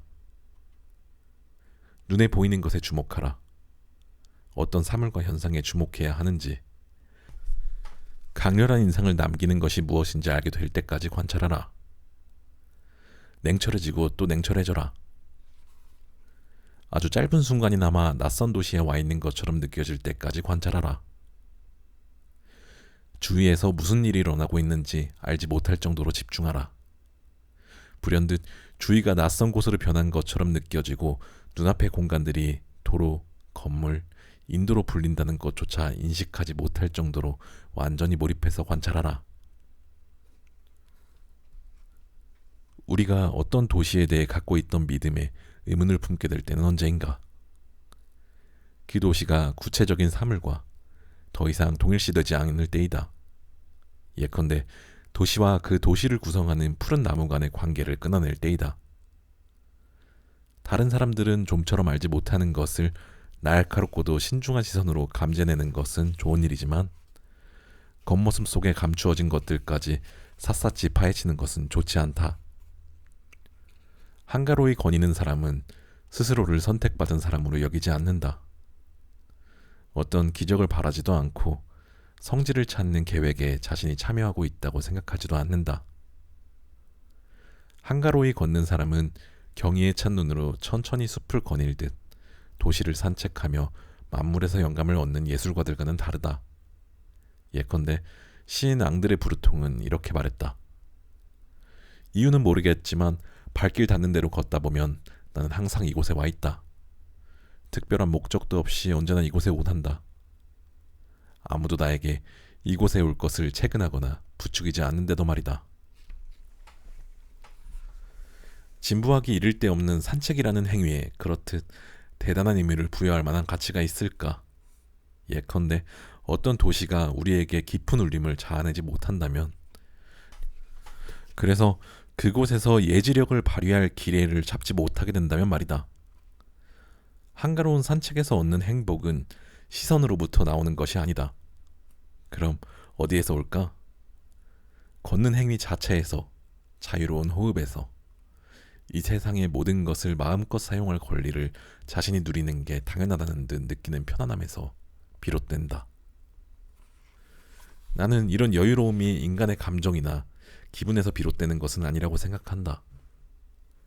그보다는 어떤 사회적 조건, 즉 특별한 혜택을 누리는 일에서 연유하는 것이 아닌가 싶다. 말하자면 일종의 호사스러움 같은 것이다. 예를 들어 노동자층을 비롯한 많은 사람들은 분주히 움직이며 하루하루를 숨가쁘게 살아가는데 반해 시시포스의 돌굴리기처럼 고단하고 저주스러운 삶에서 완벽하게 비껴난 사람들이 있다. 잠시 눈을 감고 머릿속에 다음 장면을 떠올려보자. 당신은 시골에서 살며 농사를 짓고 있다. 토마토를 재배하는데 그 열매를 수확해 판 돈으로 근근히 가족을 먹여 살린다. 뜨거운 여름날조차 당신은 어김없이 토마토 밭에 나가 허리를 구부린 채 일을 해야 한다.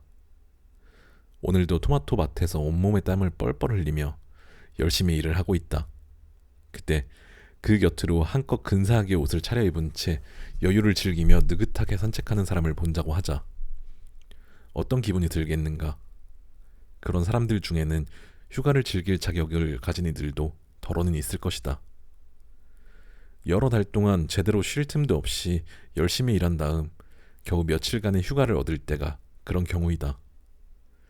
그렇더라도 그들이 한가롭게 거닐면서 얼굴에 다정한 웃음을 지은 채 땀을 뻘뻘 흘리며 일하고 있는 당신에게 손을 흔든다면 언짢은 기분이 들고 몰상식하다는 생각도 하게 될 것이다. 가정에서, 직장에서, 그 밖의 단체나 조직에서 여러 가지 일들로 늘 바쁘고 분주한 사람들, 책임감에 짓눌린 사람들은 한가로이 거니는 법이 없다. 그들은 1분 1초의 시간도 헛되이 소진할 수 없다고 핏대를 올린다. 무엇보다 자신의 도시에서 맡은 임무가 막중하기 때문에 한순간도 시간을 낭비할 수 없다는 것이다. 공연물 기획이나 어떤 새로운 공간을 만들어내는 일로 그들은 늘 분주히 움직이며 시시각각 처리해야 할 수 있는 일들에 맞닥뜨린다.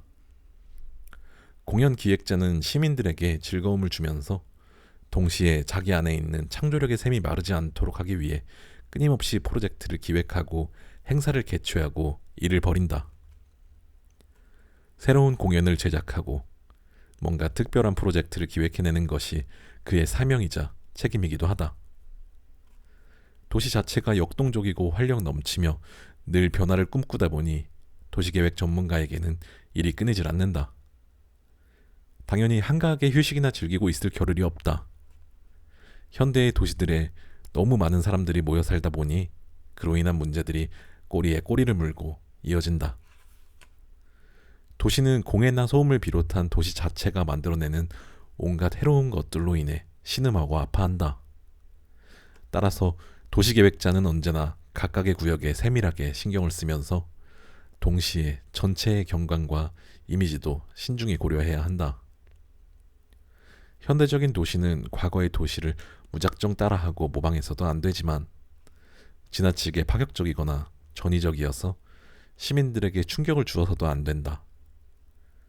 어린아이들과 노인들을 위한 도시, 현지인과 여행객 모두 친근하게 받아들이고 매력을 느끼는 도시로 만들어야 한다.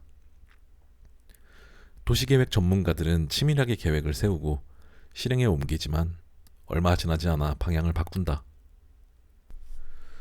도시계획에 아무런 남은 것도 없으면서 막강한 권력만 가진 정치계의 변덕스러운 개입 때문인 경우가 많다.